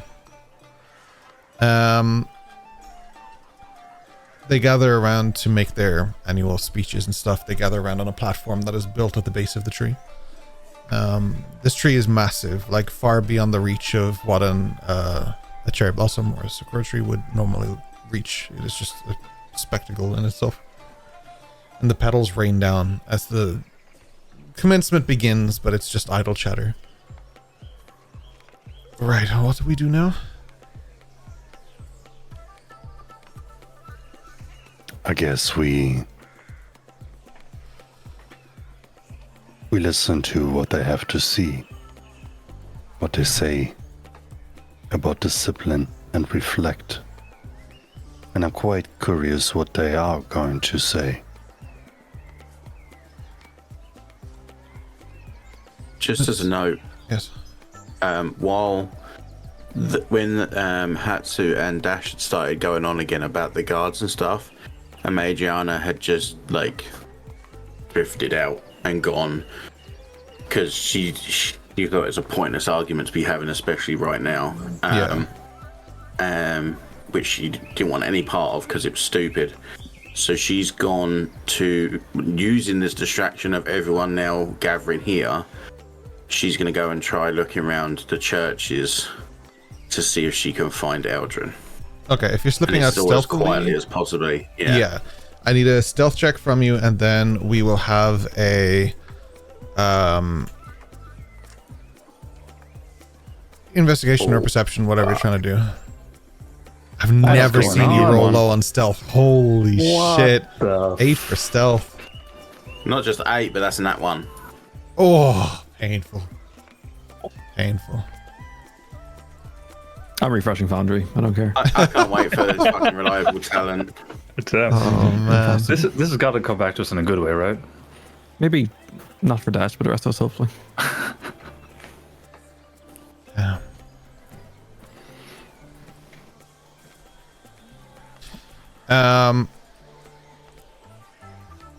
That one for an 8 total is crazy. I can't wait for reliable talent. Yeah, because that's just right, okay, so I'll say that pretty much everyone, including Dash, recognizes that Amadriana just is leaving, but probably doesn't look like she's trying to slink away, just look more like she's done with this. Yeah. Could I just, because I probably would recognize what she's trying to do, just try to, that kind of as part of that conversation, I suppose, draw attention this way, so to give her a bit of a chance. You can have another roll, Amadriana, because Dash is so kindly seeing what you're doing and trying to help. Yeah. Eos is keeping physically close to Hatsu. Hatsu will be able to notice she's looking tired. Today is not it, boys. Today is not it. There's too many people, and let's say Hatsu did pick up what Amadriana's trying to do and what Dash is trying to do, and he prevented Dash from doing the thing he wanted to do for Amadriana. Dash was just talking. It's every Dash is getting her to sneak away, and Hatsu's like, "Bye, Amadriana." Just 11 is not it. So yeah, you walk away, but people notice that you've gone. That's fine. And then slowly and methodically, I'll try and get through the churches to see if I can find any trace of Eldrin. No worries. I'll come back to that. Yeah, it's over time. So yeah. So I'll give time for that to actually play out, and we'll see what happens. If Amadriana's walking away, we're all aware of it. I'm just gonna give a nod to Madriana, like, will I come with you? Do you want me to stay? He is back in his head. Stay for now. I'll shout if I need. Just while everyone's doing that, I will go to Hatsu. We should discuss that, but I'm sure you'd like to return to the festival for now. We can find the time to sit down and... Oh, we will have the time, and you have to explain to my family. I fully intend to. You will likely not agree with me, and I fully respect that, but we'll exchange our words when time allows. Honestly, you have your reasons, I have my reasons, but you don't understand how much attention you drag to my family in this moment, where we can't deal with that. That's just not fair. And he grabs Eos under the arm, and he goes towards the Kensei Trials to actually listen in and have a look out if there would be something off that wouldn't be the usual thing or people around. Okay.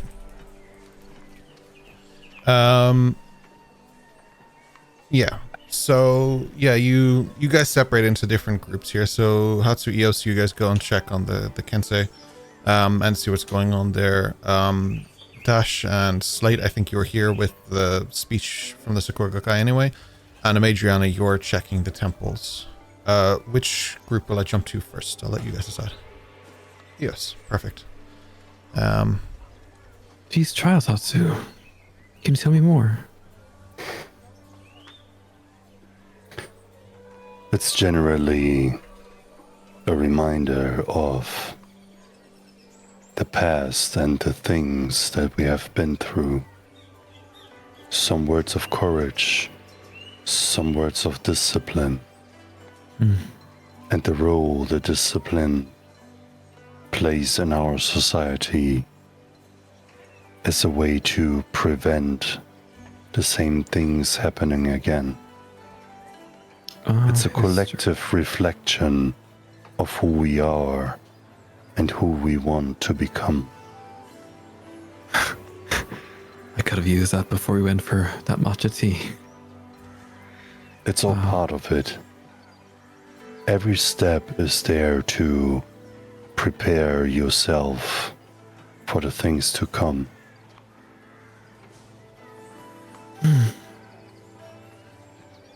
And every new year, this ceremony, do the same events happen at the same time, or do they change it?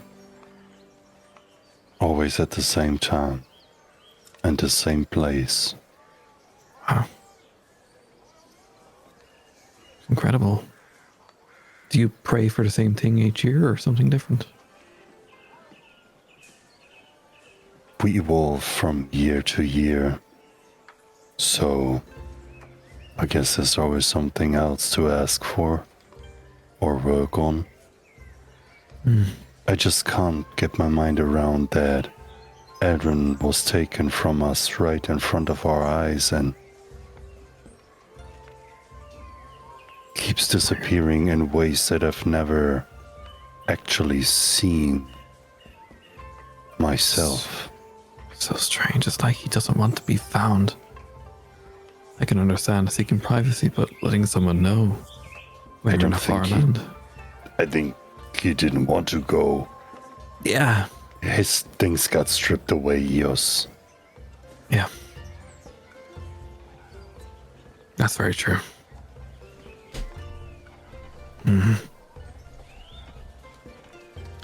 Yeah.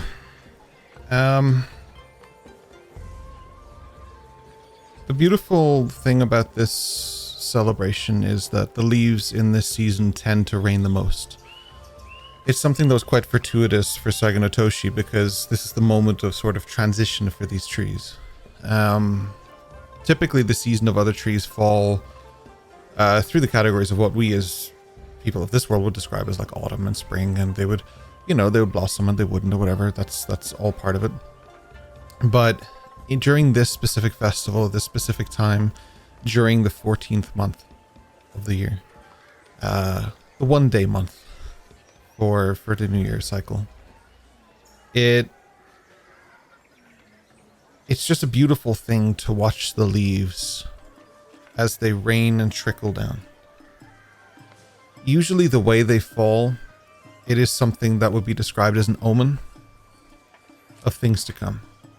A good year has a beautiful fall of leaves.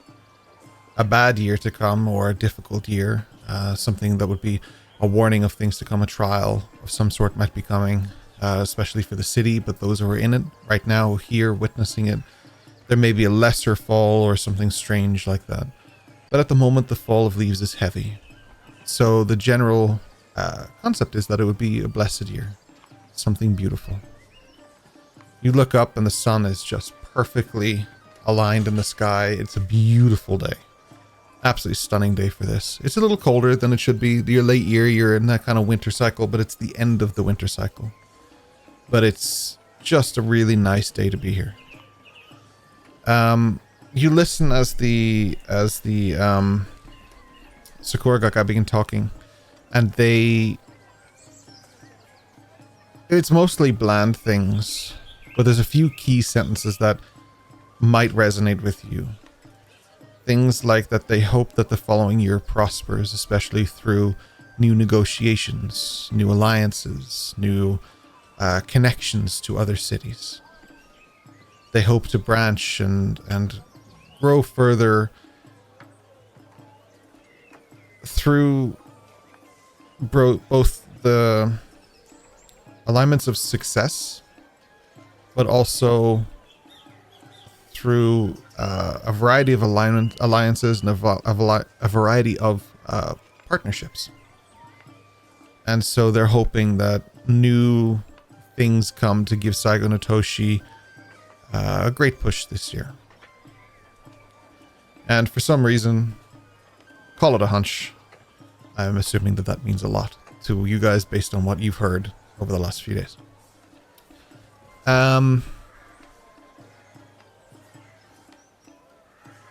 Towards the end,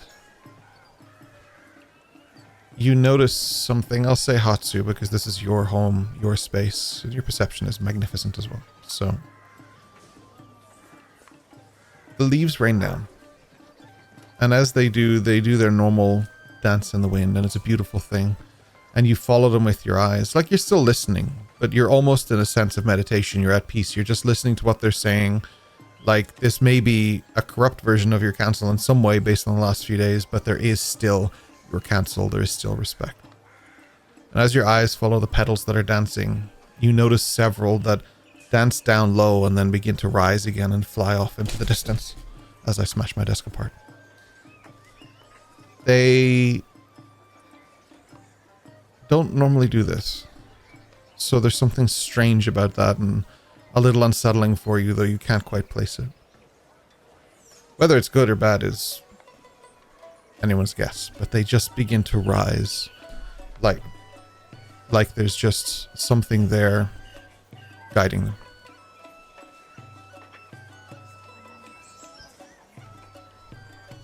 He would further, he would stick to the spot where it happened. And he would try to, if he sees something that would have caused it. I won't make you do a roll on this, but I will guide you through it. There isn't necessarily anything that like there's no, it's not like a steam grate where there's steam coming out, or it's not like a wind tunnel. It's not even a particularly windy day. That's why the petals are dancing and raining so unilaterally. What he's actually looking for is he would know that from certain stances from his grandmother or his mother, they could also build up force in a way that he could do maybe with Kazejoba, to manipulate the air around to do stuff like that. So he would look out for someone or something that would have done it in a martial way or in a more magical way. Maybe he tries to find out if it's maybe it was something from the gods or whatever. He tries to figure that out. Not only with the background of his knowledge. Yeah.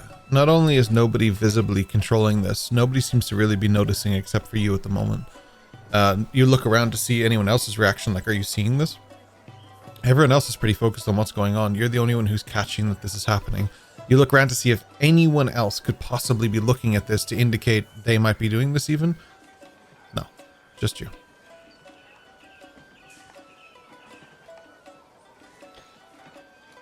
It's not even a specific spot. Like, it's not even like just on one spot. It's just the occasional petals throughout spread. Like, and that spreading seems to go a little further as the speeches go on and stuff. The petals, a few extra ones just flutter away.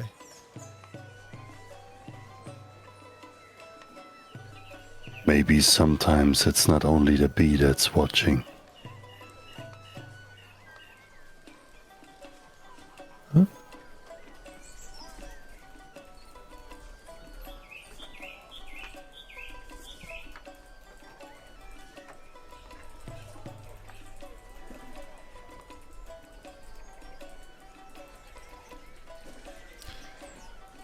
So, I'll move on to... That was Eos and Hatsu, right? So I'll move on to... I'll go with Slate and Dash, and then we'll go to Majoriana in her investigations, because that might take a little bit longer. So we'll start with Slate and Dash. You think you did a good job of covering for me back there? Did you say, do I think? Or did you say you think I did? Do you think? I know your skills well enough to trust you. You're not in jail right now, so yeah. It's enough for now, I guess. I suppose it depends on how far the bribery and corruption notes, etc. lead them. But in the lack of any other evidence, hopefully that's enough to be case closed to some degree. If it makes them look good, then they'll ride it all the way to the top. I think my emotions got the better of me, but I know why I did it. Not sure I'd change much given the opportunity to do it over, to be honest.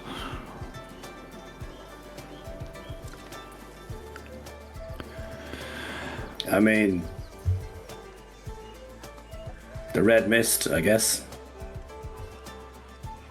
To a degree. What's up next after these trials? What do we expect after this? I assume there's flyers somewhere, DM or posters. Yeah, I mean, they're pretty much everywhere. The next major thing would be the 5th bell, which is where offerings are written, and then the final lantern from earlier would be sent off, like the last one, with any last minute like offerings and stuff to whoever. Written offerings. Actually, might take part in that. Dash will kind of just sit and write an offering. Ready for the next spell.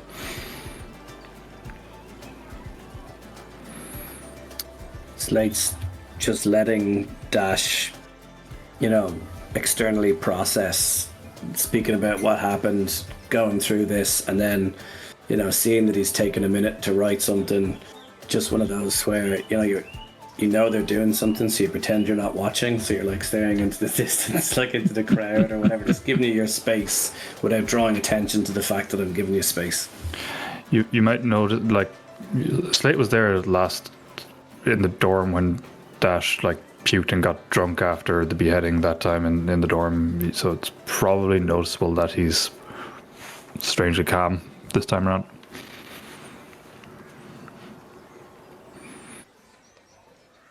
That's why I mentioned the red mist. Yeah, you wouldn't spend too long writing, just 30 seconds or so. Where do we go? I jokingly flash him the badge from earlier and say, wherever the hell we want. No, Hatsu and Ios are up there somewhere. Right. We go that way, I guess, unless you have anything to do here. Find Hatsu, I guess. And Ios. Very well. These blossoms are beautiful.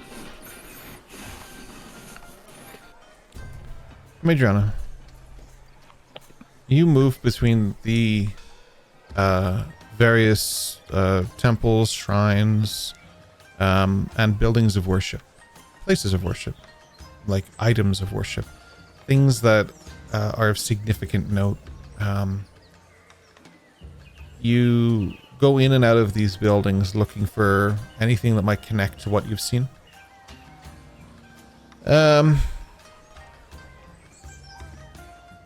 Firstly, I'll get you... Let's see if you can find any Omegaverse symbology or anything that might mean a connection point. So if you want to... Or symbols, I should say.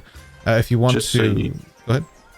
Just so you know as well, I'm bringing Albie with me. He's on my shoulder. Okay. So that I can, if I find things, I can point them out as to, if I tell you this is what you look for, kind of thing. Cool. Okay, you're training Albie a little bit. Yeah. Yeah, that's absolutely fine. I'll give you advantage on checking.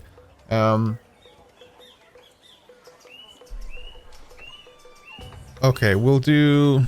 You can have perception or investigation. I lean to investigation on this one, but you can... I'll leave it to freedom for this. That's fair. So that's a nat 1, or a 12, which rolls into a 17. I actually thought you got nat 1 there. I was near there. I was like, we should just stop today. I'd have just 12. full on quit. 12 for 17 is much better. You don't find any Omegaverse symbols because it would be kind of strange to find them in a temple. Like, to carve a symbol into a temple would be fairly disrespectful. And out of all the things you've seen with the Omegaverse stuff, everything they've done has been attempted respect. Like, there is a big metal door, but it's hidden off the streets. There is a mechanism, but it's not something that's in the middle taking up a ton of space. It's something that's buried underground, and it's doing whatever it's doing, but it's trying to be as inconspicuous and respectful of the place as possible. Like, everything was built with a modicum of respect in mind. It just seems like thoughtlessness to use a metal door or something. But to carve a Omegaverse symbol into a holy site would be like they would just... That would cause outrage, public outrage kind of thing. It wouldn't be something you would do. So you don't necessarily find one, but like it wasn't really on Madriana's mind that she would. It is just it's just a long shot. Yeah. But what you do see is that the torches here and sconces, they're not using fire, and that seems to kind of pull your attention. Like, this isn't fire. This looks more like what runs through Verduar, though more archaic in its design. Okay. So quite similar to something that could be downstairs that's more mechanical. Right. It is, it's more like a form of arcane energy than a form of like fire, or... It's not oils or... It's not oil. Exactly, oil is what I was looking for. It's not oil or anything like that. It seems to be like the closest equivalent would be a light bulb, but it's not. It's something like that. Like it's not like you see this more in Verduar than anywhere else. Yeah. Okay. I'm gonna check the outskirts, see if there's like a back way in, or like a like cellar doors down in underneath, something like that, to see if I can find an indirect route in, essentially. Yeah, I mean, it's not complicated, and there's not that, like, there are a lot of people here, but there's not that many people watching, like, and keeping security, not like anything like that. And there wouldn't be anything much to guard here anyway, because this is just, it's a temple. Like, it's, which temple are you focused on? Let's say that. Is there a specific one? Well, so there's more than one that's got those types of lights? They all have those lights. Oh, they all have them. Okay. They all have them, yeah. All the temples do. Like, it's not something you see outside. Outside is just whatever, but Actually, I'll give you that too. There are street lamps here, and upon closer inspection, that also seems to be the same thing. It's not... They're not run by fire or oil. Okay. But they're designed to look like they are. It's only because you are directly looking at it and thinking about it. That's what's making you see the difference. Otherwise, it flickered like fire. It looked like fire. It's only because you're looking at it now that it looks synthetic, not real. Okay. I'm going to skirt around all of the buildings. Is there any that happen to have any close proximity to another one of the sewer drains? And if there is, can I see it like a path coming out of it to a church? So the way they're built is in order of going around, seems to be in order of age rather than anything else. So it ends with Tempestus, who is said to be the oldest, then it goes to Minerva, then it goes to Cobras, then it goes to Aureus Nereus. They get a shared temple, although some people do worship them individually. Generally speaking, they're worshipped as a single unit, even though they're twins. They're separate. They are generally considered one.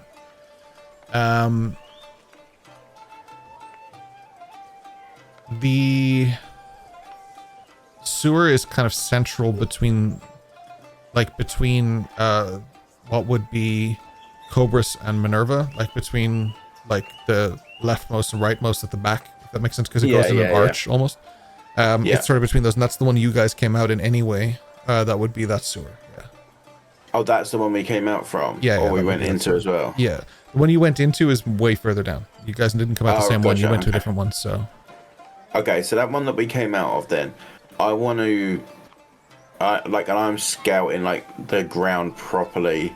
I want to see if there's a path out from there that isn't us, that went into one of the churches. Okay. I mean, there's doorways to both, so it would be Cobras and Minerva. Like, you can probably get into either fairly easily from here. But, like, is there any, like, drag marks, as Slate said before, or... Oh, sorry. Can I scuffed footprints? Can I see any... You can do a survival check if you want, and Albie can help you. That's okay, yeah. Any indication that they might have gone in that one that we chased them into, but they've come back out of here and they've led him into one of the churches, is what I'm trying to find. So that's a 12 for a total of 14. You make your way through these little like alleyways, and you look at door marks, like doorways for marks. You look at the floor around each of the doors to see if there's any scuff marks. You check from the actual sewer grate itself to see if anyone was dragged in any direction. But there doesn't seem to be any lines that seem to lead to anything specific. So like you're not seeing like a body that was dragged. You're not seeing scuff marks. You're not seeing anything. But like if he was dragged, he's not wearing his boots. He's not wearing his clothes. He's not wearing anything. He's like whatever he's wearing or whatever he's in isn't the heavy armor that he would kind of normally be wearing, the leather padded armor and stuff like that, and his normal jacket, his normal boots that might leave scuff marks. So even if there was and they were dragging him, even if he was completely unconscious, a body that doesn't have like shoes on or something may not leave marks. So it would be hard to discern that. Yeah. Okay. Heading back to the group then. Kind of exasperated. Have you found out any more? Do you know where he is? Nothing. Not yet, but I have something cooking. Just excuse me for a minute. And he would wander off to look for guards that would be like somehow connected to his family or the Fujiwara. Yeah, there's guards in the city. There's normal guards. The Kensei are a special guard, but there are normal guards. Yeah, he would look more for people that would have been connected to his family, and he would go to someone that has somewhat of a higher rank. Yeah, that's difficult at this time in this city. I mean, you would be able to find them, but like they would be in specific places preparing for what's to come. he would conclude that especially at that place, there would be one officer that is in charge for all the others, if that makes sense. Not specifically for the guards for the Kensai, but the Toshitsugu would have people out there that would be in charge to kind of organize everything, I would assume. Especially in that place. If not, it's not a deal. I can go to any guard that is connected to the Toshitsugu or Fujiwara.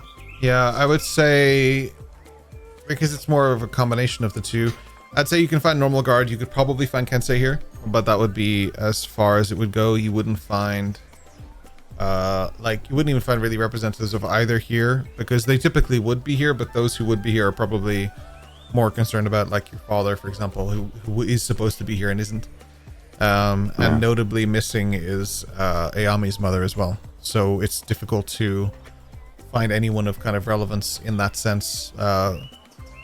Like, your mother wouldn't be here at the moment or anything. They would be preparing for one of the later bells and stuff like that. So, and she would also be kind of worried about your dad. So he picks one and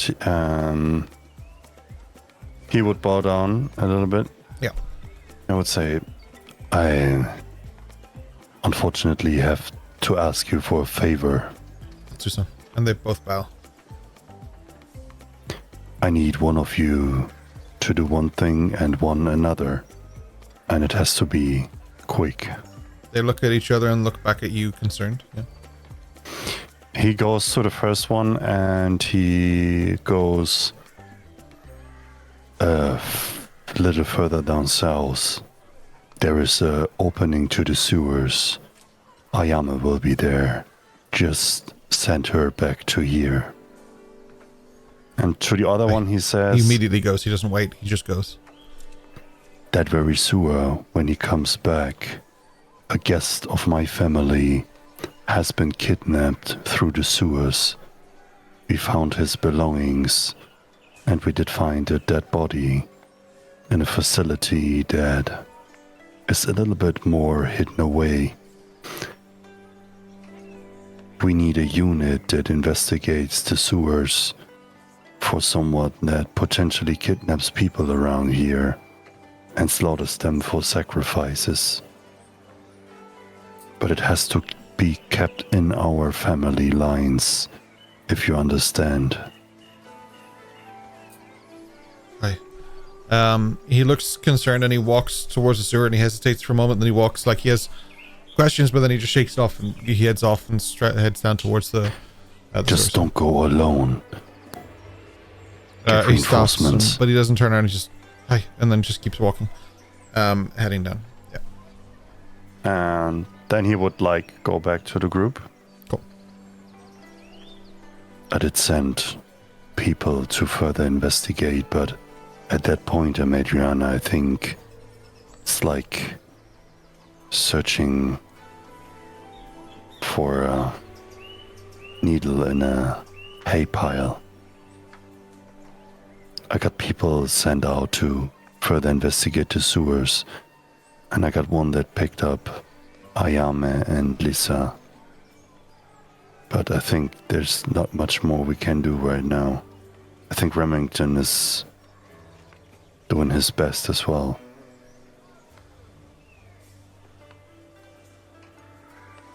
Well, if he comes back dead, then comes back dead, doesn't he? It's not what I mean that I would give up, but we have to focus. You have to understand that. There's more in place. There's a reason why Slate got visited. There's a reason why Dash tilted and killed. There's a reason why Aldrin got kidnapped. They tried to confuse us. We have to focus.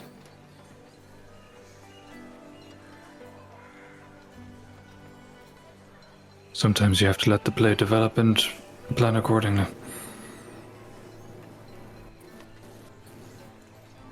Sometimes you have to be not part of the play. Well, I guess I'm Adriana. Both our families are involved, so we don't have a choice.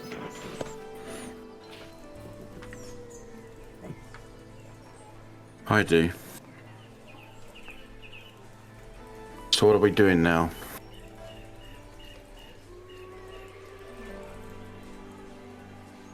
I guess we wait how it plays out, as Dash said.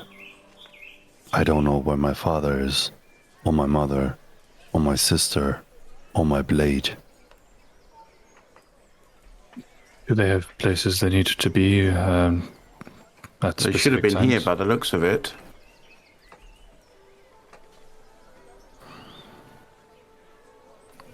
There's people that should be here that aren't. That's what concerns me.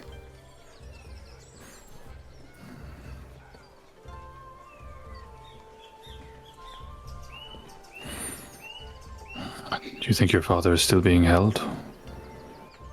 Do they not expect him to? And Dash just looks around to make sure he's not being eavesdropped upon and whispers the last bit. Do they not expect him to step down at some point today?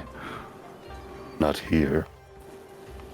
My father is not part of the Kensai, even if he's consulted a lot. It's more like that Ayama's mother should be here, but she isn't.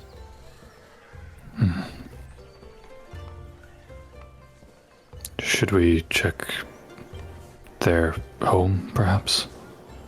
Or do you want to just let the festival unfold and see what way the cards fall? We can't be every piece on the board, I guess. So we have to wait until it's our turn, I guess.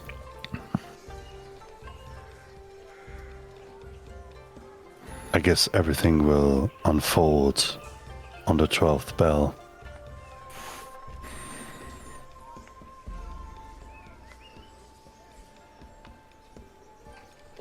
And we wait.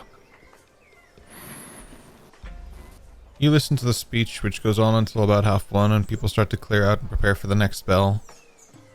And at around 2 o'clock, then the bell itself begins to chime. As you reach this point, you see that the offerings that were written, people are walking up and handing them up. Dash, at this point, I imagine you're handing yours in as well? Yes. On your way back, Dash, even in your lack of perception, you do pick up on a lot of things in sentences because you like to listen to people. There are people whispering about strange things, seeing the leaves flying up and noticing strange events and stuff. It doesn't really mean anything to you, but it's still like just something that just hits your ears weird, you know? Like when you're in a bus and someone just talks about something so bizarre that, like, it's not like you're trying to listen, but you're kind of just part of that conversation at that point. Yeah.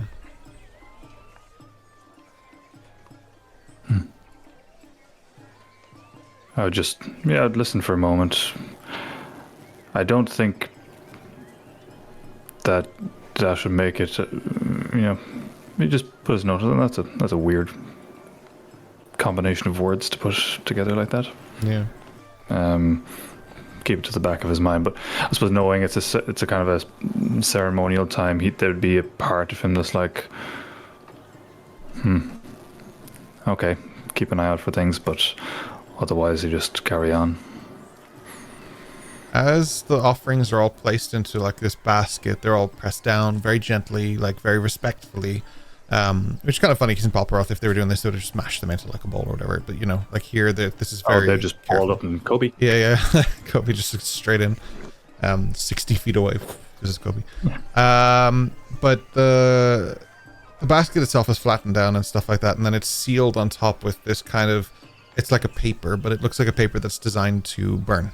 And they connect it to a lantern, which they had kept from earlier from the floats. This is the final one of the morning lanterns. And they put a little candle on and they set it up, and the idea is that it goes up and it burns and the offerings turn to ash and everything should be nice and like it's a nice way of sending off what you want for the year. so that by the time the day ends and the new year begins, the request has been received, right?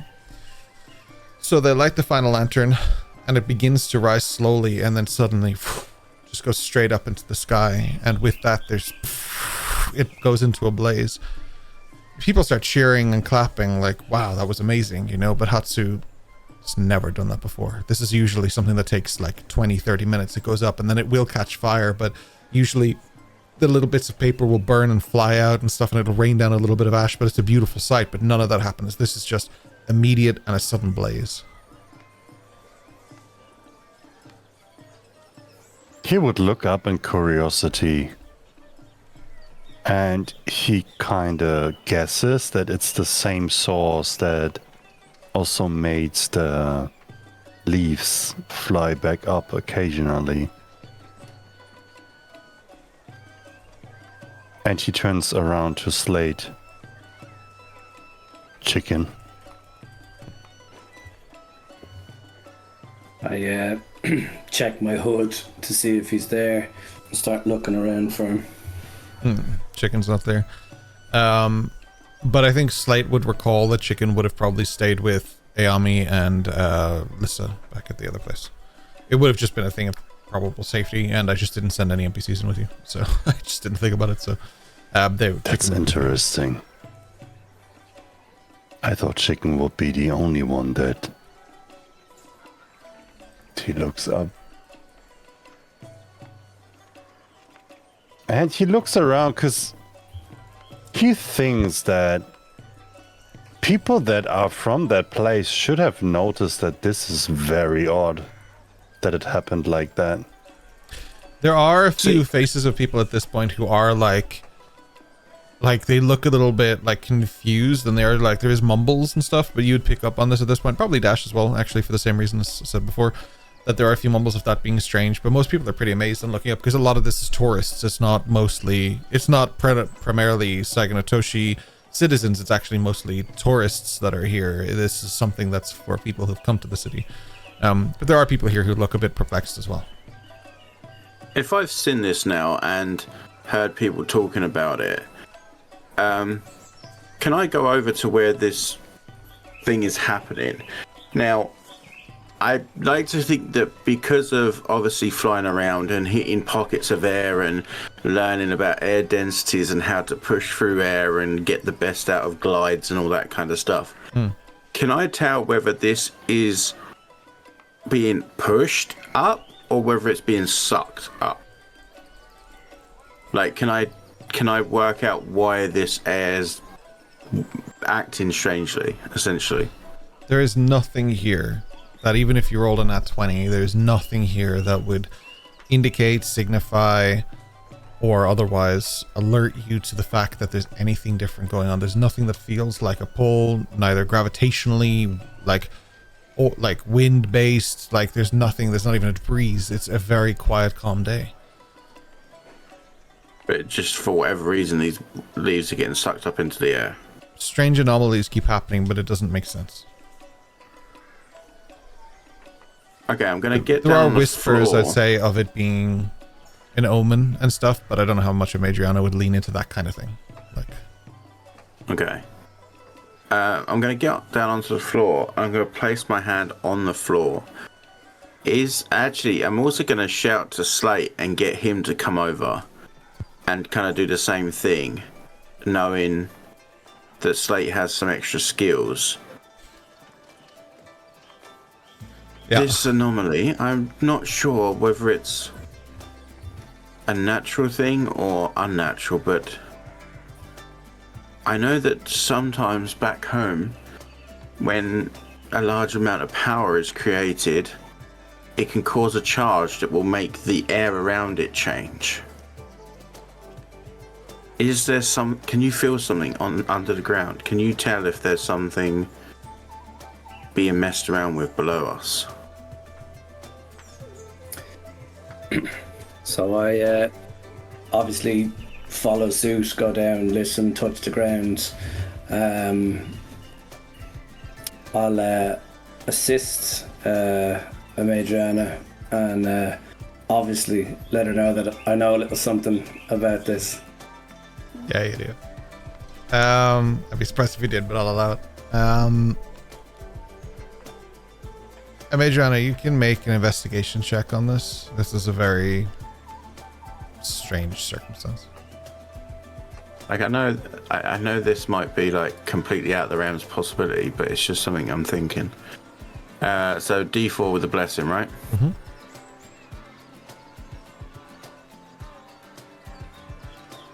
So that's a 9 rolled for an 18 with the 4 from the D4. 9 rolled for an 18. At level 3, brother. I was with guidance, so like, you know. Still, that's a Ryan roll, man. That's pretty sick. You gotta compensate for low rolls with just high stats, man. That is awesome. I mean, some of my other stats are particularly low as well, though. Oh no, I know. I didn't mean to infer you min-maxed at all. That wasn't what I was. Oh no. You just stick to what you know, right? Exactly. Like that's that's the perfect build for a party. Everybody sticks to what they know, and Slate knows a little bit about all of it. Can you ask me your question directly based on that roll? Sorry, what was it? I got very distracted there. Apologies. No, that's right. So essentially, I want to know because we already know there's things under this city that we didn't expect to be here. Sure. So Magiana's thought is maybe there's something under us right now that's causing a negative magnetic attraction, which is making this seem like it's air, whereas it's actually just like, say, discharging charge that's actually pushing things away. Like static or whatever. Yeah. Right. Like a reverse static push or something Slate like that. puts his hand on the ground, he gets electrocuted. He knows a little something about that. You outside the table, we need a t-shirt that says I know a little something about that, or something. We need a journal. I don't care what it is. Please put something in the store that says I know a little something about that. I think it should be a t-shirt with just a hand on the shoulder. Like a hand on the shoulder for guidance and a magnifying glass. Hell yeah. So, okay. Back to the table. Okay. There isn't any clear indication with an 18 that tells you. I was just reminding myself as an 18 that wasn't just a slam on your 18. With an 18, there isn't anything that really suggests that anything like that is happening, because also the mechanisms below aren't quite the same as things you would see in Verdoir. These seem very like they're made of there are metal as well, but they are made of wood and stuff, and those things don't seem to be because you were next to them, they don't seem to be emitting any kind of aura, and you're not sure if anything else might be, but there isn't something here that would suggest that they are. It's very hard to place, because even in your you have some magical understanding, you have your book, you've been to an arcanum, even if magic were to change the direction of this, usually there's an indication of such a thing. It doesn't strike you as something that stands out that way, though arcana checks can be made to confirm, but it is something of... I mean, it's something a Magiana would just chalk up to being really, really bizarre. That's probably the best way to look at it. It's just genuinely bizarre. But see, that's the problem is, for Magiana, nothing that's bizarre is unanswerable. Is unanswerable. There's always a reason. Yeah. It's just finding the reason. It's her whole thing. She has to know stuff. Which probably would be incredibly frustrating for her right now, because there's no discernible answer to what is actually happening. Yeah, which is why she's trying to find the answer.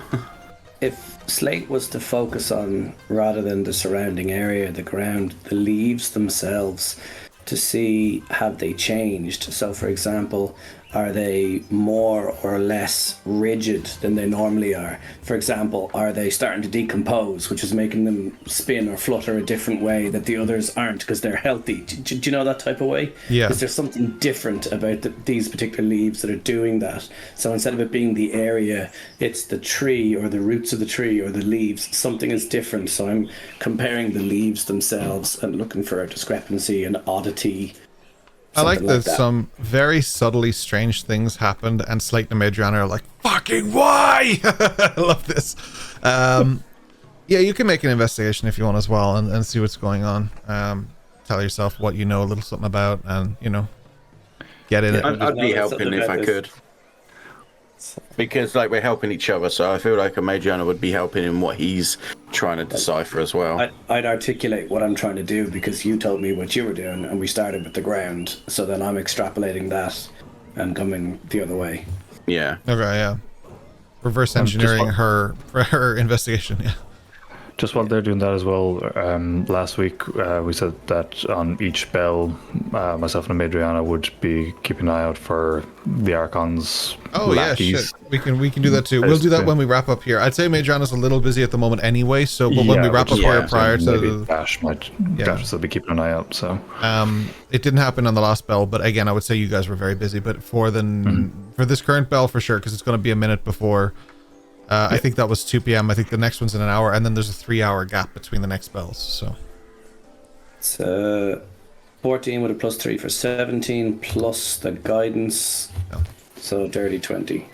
Dirty 20. Your roles in Foundry for some reason are just DM only. So just if you have the option to change that, I meant to say during the break, but just change it. Stop on hiding them. Thank you so much.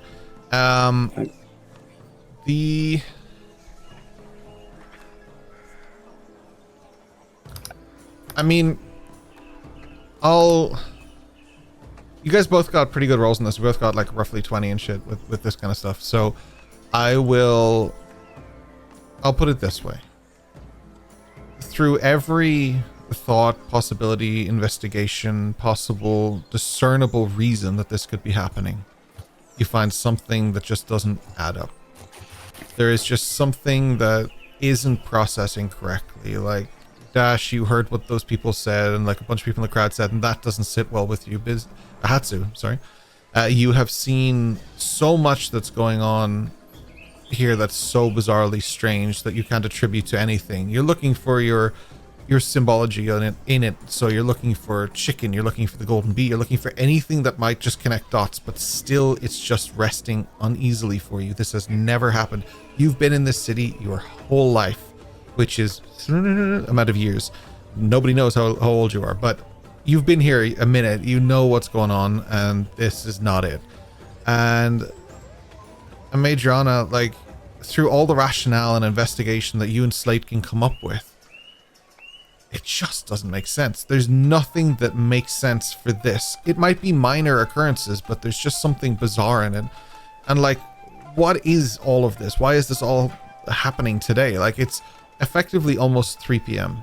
and in the course of the times from 6 a.m. to 3 p.m. you guys have witnessed a lot of strange goings on, a lot of strange behavior. Dash, so all that happened, still acted very unlike Dash. It's still Dash, but that was very unlike Dash to leap on that moment. That's not something you've seen before. There's some kind of crazy goings on in the sewer that's strange. Eldrin is missing. Like, everything that happened last night with the Sakura guy and like Ironclad and Drell showing up in Slate's room and everything. This has been a crazy few hours here, especially in the last 24, but probably even less. Like double checks for a blood moon. like no moon honestly, to a certain extent, Madriana's kind of sitting there just like, well, fuck all y'all, and just leaves, but yeah. I'll go back to the Arcana. I'll see you guys later. Yeah, screw you guys. I'm going home. Yes, exactly. It's like the movie when they move into the haunted house and Madriana's like, hell no. Just go straight back out. Yeah, hell no. Just call it the police, man. I am not investigating a murder. Let's get the popo. In Madriana's case, it would be just set fire to it and walk away. There's a guy who does this series on TikTok of just like what realistic people would do in a horror movie situation, and it's just like 5 minutes of exactly that. Like, it's so funny. And I like that Madriana is the voice of reason of just like, hell no. Like, why are you all so stupid? Let's just go. Let's just get out of here. But as time moves forward and the lantern is done and the crowd disperses because the next events aren't here, they are further down the way. Like, the whole thing leads you through the city. That is the idea of this parade and this movement. You move with a group throughout. You get to see basically all of the important historical landmarks of Saganatoshi, and the next thing is where the graves are, the graveyards, because it's going to be where the names of the dead are spoken. So when the bell strikes at 3, this is where the strongest, what they call the ancestors whisper on the 6th bell. This is where the strongest connection to the Veil is, and this is where they want to whisper the names of the dead as a thing of thank you for everything you've done in our past. I hope to carry you with me through to the future. This is me punching every possible thing on my desk today. This is a movement of memory, and it's something that is very, very sacred to those in Saga no Toshi. That's why after this there's a long time from 3 till 6 before the next bell, because it's usually something that people carry with both honor and sadness, but also a little bit of joy, and so it takes time, and then they go get some food and, you know, like recharge for the other part of the celebrations moving into the night. And just before we move to the kind of graveyard thing, of course, I'm still saying that you guys are here. I'm saying other people have now dispersed. You have more space here, is what I'm saying. Yeah. I just want to, because like Dash has already kind of caused enough disruption. He doesn't want it. Like when we're near the graves, he's like, okay, I'll just be a good boy now. Yeah. Okay. No, you guys. I'm not moving you. I'm just saying that that's what's coming next. You know that in about half an hour a bell will ring, and if you want to be there for part of it, you would be welcome to be there for part of it. And then there's like we'll call it downtime or rest time or whatever, but there is a break between the bells to give people time to eat and do what they want to do. But for now, it works. Like the crowds have basically moved off. You have a lot more space here for anything that you wish to do. Hatsu would actually look out for Ayame and Lisa if they have arrived already. Yeah, they haven't arrived yet. Oh, I'm so sorry. I'm sorry. Just put my foot down and the cat just like went for it. I thought I was gonna die. I saw my life flash in front of my eyes there. Yeah, no, you don't see them just yet, but it was a ways down, so it might take a minute for them to come up here and stuff like that. But yeah, like they should be here soon, technically. I'm just we gonna should keep an eye wait for Ayame and Lisa before we further proceed, I guess. Yeah, I'm going to keep an eye out for any of the Archon's men, similar to what it seemed before the tea ceremonies and all that. And if I spot them, try to sneakily, disarm them or just rob them. Okay. Both you and Adriana can both roll for say perception or investigation. I kind of give you free rein on that one, to be honest. Perception or investigation? 9 on investigation. 9 equals 9, brother. And an 18 for a 23. There we go. There's a 23. Adriana sees through space and time to figure out where everybody is. 23 is nuts. Yeah, hell yeah. You just Tempestus just come back. Yeah. The game doesn't want you to find anything out about Eldrin, but as soon as you guys are like doing your narratives again, it's like, hell yeah, 20s, 30s, whatever you want, man. 23 is pretty good. So yeah, you definitely see somebody. You see one person, and whether or not you alert them, dash to their presence as well is up to you. I will, and then I'm gonna go and rob them. Same. Okay. I'll get stealth checks from you both. Sorry, Madrona, but this is your chance to make up for earlier. I just want to make sure, first of all, that it's no one that would be connected to me, as in no one that I would give a crap about if my father ripped the head off of. Everybody knows you, but if you're stealthy enough, they're not gonna get that it's you. And it's someone you care about that doesn't get like killed for not getting the robbery done. Yeah. No, this is just some peon. Please don't bite me. Oh! That was. I saw it, but it was too late. It's a 22 for Dash and a 20 for Madriana. My druid is trying to kill me. Yeah. Tracks. Sorry. So that was a 22-20. Okay, so yeah, you guys can sneak over pretty good. I need sleight of hand from both of you if you're trying to do this. I'm actually going to give you both advantage because you're helping each other, which I will give you both advantage for this because this is kind of cool. So, ow. Nope. Nope. So you got a 22. 22 for Dash. Just got a nat 20? Yeah. Okay. You're back, baby. You're back. Yeah, there we go. Nat 20 for a 25 total. He was never away. That's Dash. the second one. That's true. Yeah, you're right. He was never I've been away. here before. Dash, you walk over and you cut the coin purse off and it falls into your hand, but you don't feel the weight land. You look over and you see Madriana walking away with the coin purse. She grabbed it after you cut it. I feel like this is almost like that scene from Focus. I don't know if you've seen it. Just like clipping things and toss it to the other person. Could have given me 30 bets here. I wouldn't have gotten the I wouldn't have expected a Focus reference today, but there we go. What's it? Roll a flat d20 for me, please. Let's find out. Oh, this is where it'll be shit now. You watch. I mean, if they're not 20, for the nat 20, she could disarm them as well. Nat fucking 20, baby! There's definitely a macro. There's something nutty going on today. What like 2 in a row. What the hell? So 200 gold, you said? I'll give you this world's equivalent of 200 gold because money is completely calculated differently in this world.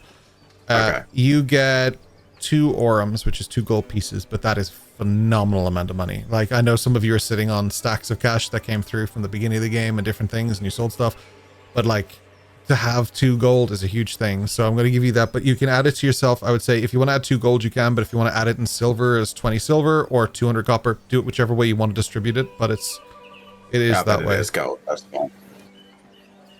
Yeah, I've added it as gold. Cool. That's fine. Yeah, absolutely. You can distribute that however you wish.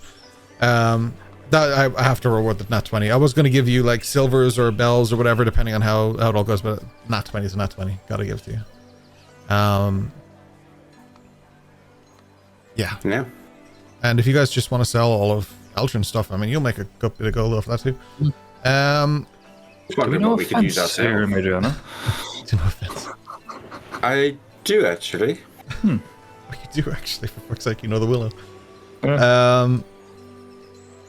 Oh man, that feels like ages ago, but we still haven't even played out that whole thing with the willow yet. That's crazy. I need to go and have my fight yet. That's what I'm waiting for tonight. That's meant to be tonight. Yeah. Oh yeah, that's right. That is meant to be tonight.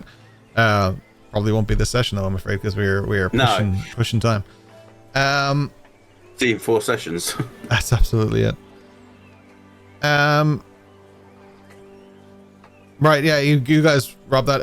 If you want to share that with Dash in some way, you can. If you don't, you don't have to. But you guys were in on that together, I will say. I'll just remind. It's in my pocket. He got the last one. Fair. Tiny though is nuts, man. You wish, Dobbsy. I was just threatening chicken. You say if you kill off Eldrin, I'm taking chicken with me. Okay, I'm killing off Eldrin just for saying that. If you want these people to save you, that's not the way to do it. Absolutely. Eos will help. Yes. Let's go, Eos. Just tag team punching him from the side. The next bell rings as things move down into the graveyards of Saigo Notoshi. Are you guys moving down with it, or are you staying here? I'll move down with it. Hatsu's definitely waiting for Ayame. I'll say as you guys start to walk down the streets, they come towards you. So you see Ayami, you see Lissa, and you see Boreal. Boreal was with them as well. And you see Chicken the Fox just moving along. Yeah, we head down. Question is Lissa making eye contact with Dash because she was a bit off last session? Nope. Nope, she is not. Ayami bows towards Hatsu. How did it go? Oh, we couldn't find him, but we found something interesting. I spread word about it in our ranks, so they investigate, but I think there's something more going on. There's these tiny little things that are so off, but I can't see the picture yet. What seems off to you?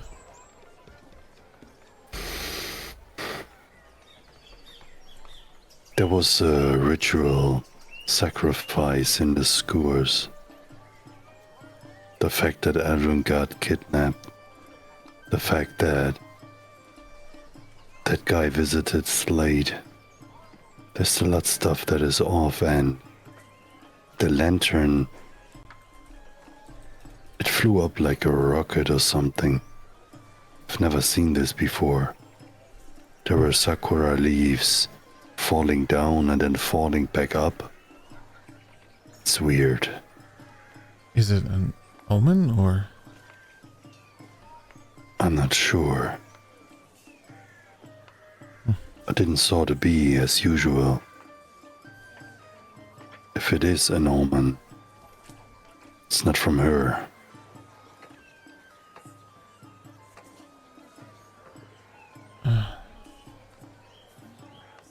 It's time to honor the dead. Was there any name of this person? I would like to honor them as well. Do we know who they are? Not yet.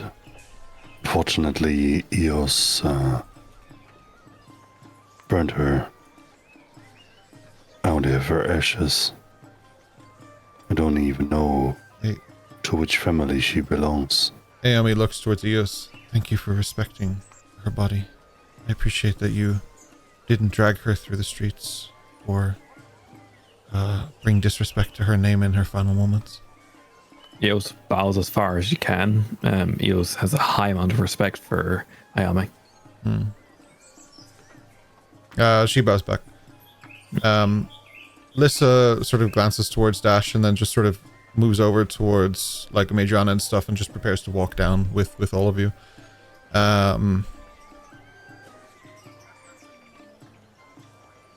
Uncharacteristically quietly. As you guys enter the graveyard, there are it is full, but with a respectful distance to any graves that are here. It is very common for people not just to be buried here, but also to be cremated and then put in like urns and stuff, and to be put on posts. That's not what I meant at all. To be put on respectful pillars, just to be put on respective pillars. Respectful I'm pillars. Brian.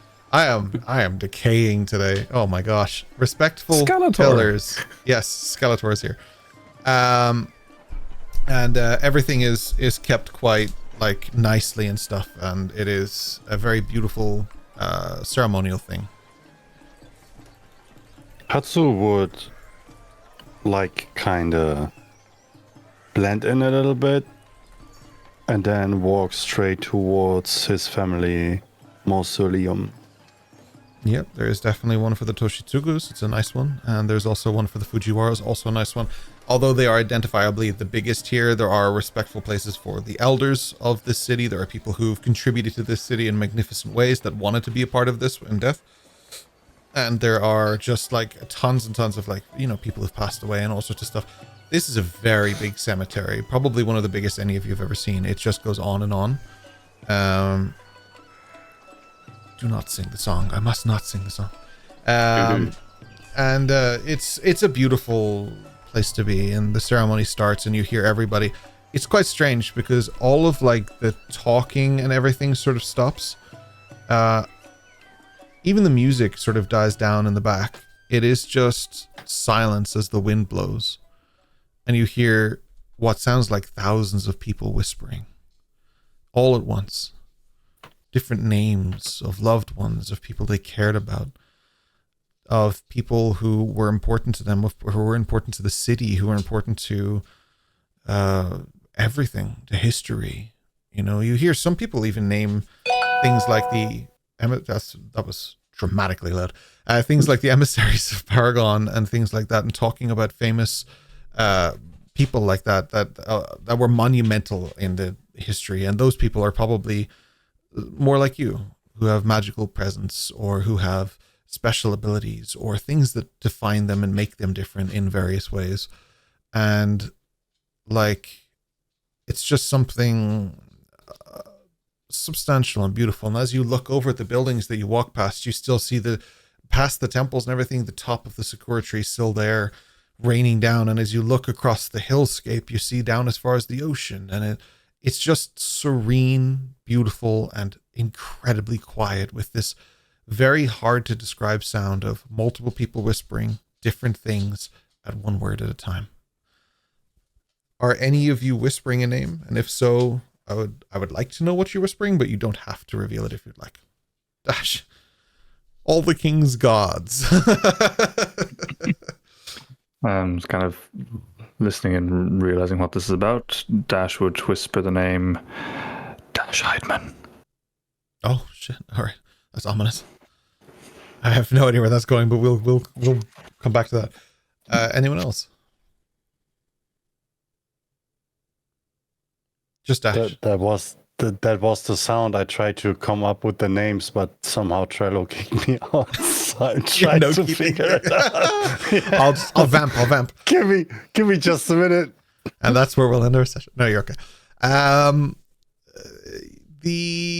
You all whisper the names. I do Ayame or Lissa whisper anything? Ayami whispers, but it seems to be, she says a lot of Fujiwara, so you'd get the idea that it's family, ancestors, history. Fujiwaras are very massively respected and have been here for just as long as the Toshitsukus, if the stories are to be believed. So that would mean that, like, she has a lot of lineage to go through, and she very interestingly knows a lot of names of people, but it seems to be more like she recites it as if she learned it in this, in this way. Probably a continuation of something she learned from her mother, who learned it from her mother or father, learned from her mother or father, whatever. This is kind of more of a keying question, but do the natives of Saganotoshi believe in the whole pre-deaths thing, like when you die, then when the last time someone says your name, then when you're completely forgotten? When you're completely forgotten. That is something that is more individual than collective. So, like, for example, Dash might believe it, but that doesn't mean that people in Palperoth believe it. Like, a few people in Saganotoshi, or many people in Saganotoshi, may believe in that and think of it that way, but it may not be everybody. But it is an interesting thought experiment of wondering when your true death happens. Is it the death of the body? Is it the death of the soul? Is it the death of memory? What quantifies your actual death? It is certainly something that would be discussed in the Wandering Isles as a whole, not just in Saganotoshi, but they would have their own views for sure. Eos would find a shrub or a succulent or a bush, whatever type of plant it is in the graveyard. You can have them all, whichever you like. All right. She's going to kneel down, and while she does this, she's going to use elementism again to water the plant. And while she does this, she says the name Rhea in Seraphic. Nice. Beautiful. Yeah, absolutely. I was very scared you were going to cast Firebolt, but that works. That's the next one. That's at 8 o'clock, I think. Yeah. That's what happened to Lantern. He was just there. Pew. Yeah, she hates lanterns. Fuck them up. Yeah, you do that, and the plant seems appreciative of the water to whatever way Eos might take that. Perfect. Lissa whispers a name in the moment of silence, but she doesn't. A name is a strong word. She whispers a title. She whispers the words mother and father because she doesn't know particularly either of them. It isn't something she has a massive attachment to, though. If you talk to her on a different day, depending on who's talking to her, she might tell wonderful stories about a mother and father because that is who Lissa is. You never know what information is coming belongs to her or belongs to the persona that she puts out. But this moment is something. Does she even know? It's a good question. Does she even know anymore? Yeah, it's a really good question. But she does say just the titles, mother and father. The silence rings out because the whispers come to a more quiet state. You would hear Hatsu whisper very, like you would have to tune in to hear him actually. But he would do his normal prayer like, Mother of Light, Creator of Shadows, send us a bee for those who in need. In memory of Tie Musashi, Ashi Natsushi, and Haruki Saito. Guide us in those days. Guide us to victory. Guide us to unity.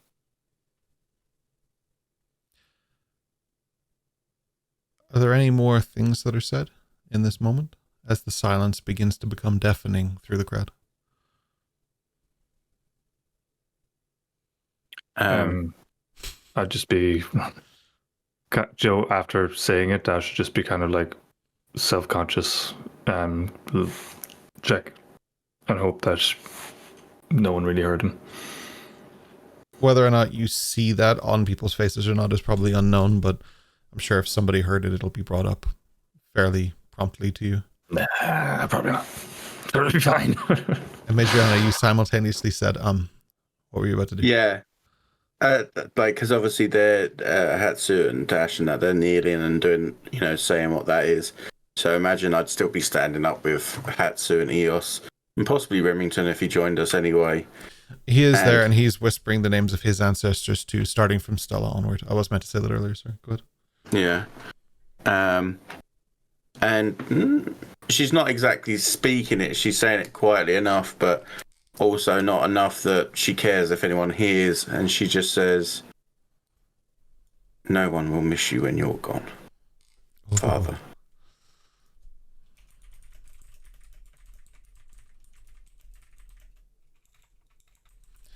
And that's it. The wind picks up for the first time today, and leaves get brought in front of you from the sakura tree, and they cascade across the graveyard, and it's a beautiful array of pink. At first.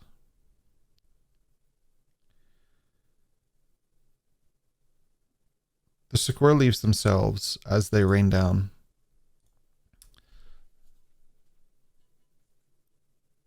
it's strange because at first they're all pink, and then there's darker hues that become purple, and occasionally some that are even darker than that, veering into red or crimson. And as they land before you, the whispers turn into whispers of panic.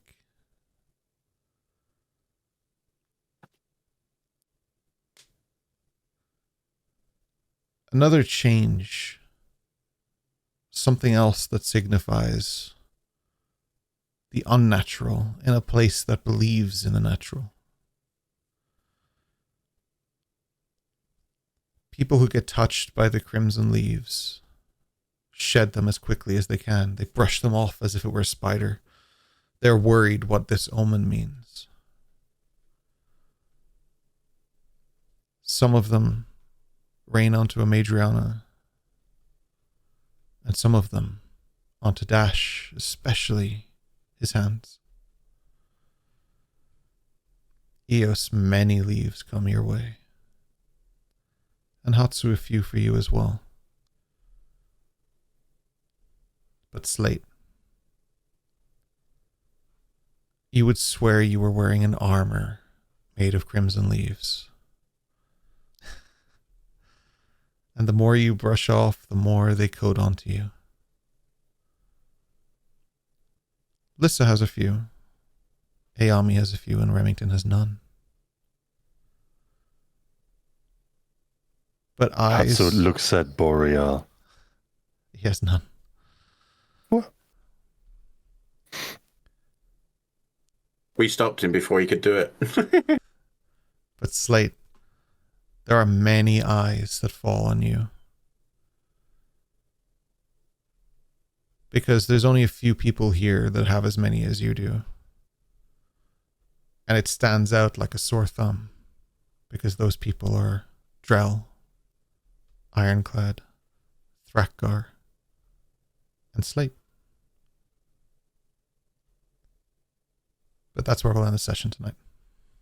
As the petals begin to dissipate and fall around you. Murder she wrote, murder she wrote, murder she wrote. Law and Order, Special Victims Unit. Well, shit. Bum, bum, bum, bum, bum. Thank you. Dun. Oh, this guy. Wait, I want to see CSI Miami June. And then just take off Dash's sunglasses. We have to make a petal pun. You have 12 seconds to do so. As Just put on Eldrin's goggles and fall over a grave. Yeah. Well, thank you so much for joining us today. It was a good one because we actually made it past 10 a.m. We got from 10 a.m. to 3 p.m. We're burning through this day. Look at that. we didn't kill anyone. Yeah. We'll see. That woman was absolutely fine. She was just unconscious. Oh shit! Why is one of the petals on fire? What is it? Yeah, not at all. You're okay. But we will pick up from there next week. Thank you so much for joining us. Those of you who are on Twitch, we love you. We appreciate you. Those of you listening to podcasts and YouTube, of course, we love you and appreciate you as well. We love all the bands in chat. You guys have been crazy tonight. It's been so good. I love seeing that stuff. It's very hard not to laugh sometimes, and it takes a lot to make me pull focus towards chat during a stream. So those of you who do it, well done. We love and appreciate you. There is a post show today, I believe. We're doing a post show. Great. Yeah. The pepper has not yet arrived to Keegan against all freaking odds. I am in debates with the courier. I apologize. It is on the way. We will force him to eat 2 of them to make up for it. I believe that's what you said, Keegan, right? No. I said I'm going to take the seeds from it and grow some more so I can feed them to everyone in this fucking party. Good luck to you. Will never happen.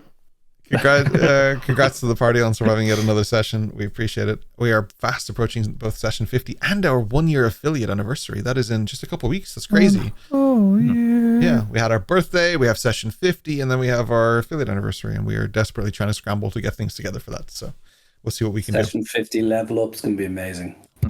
Session 500 level up is going to be amazing. 500 we get to level 10. This is a good conversation for the post show. Let's take it over. We're going to be right back. We'll be back in 5 minutes. You guys are welcome to join us for the post show. We love you very much. Those of you on the podcast and stuff, thank you for being there. Obviously, this is going to end. Join us on YouTube for the post show if you want to see it. YouTube, it'll be right up after this. And those of you on Twitch, it is in 5 minutes. We shall see you shortly. Bye.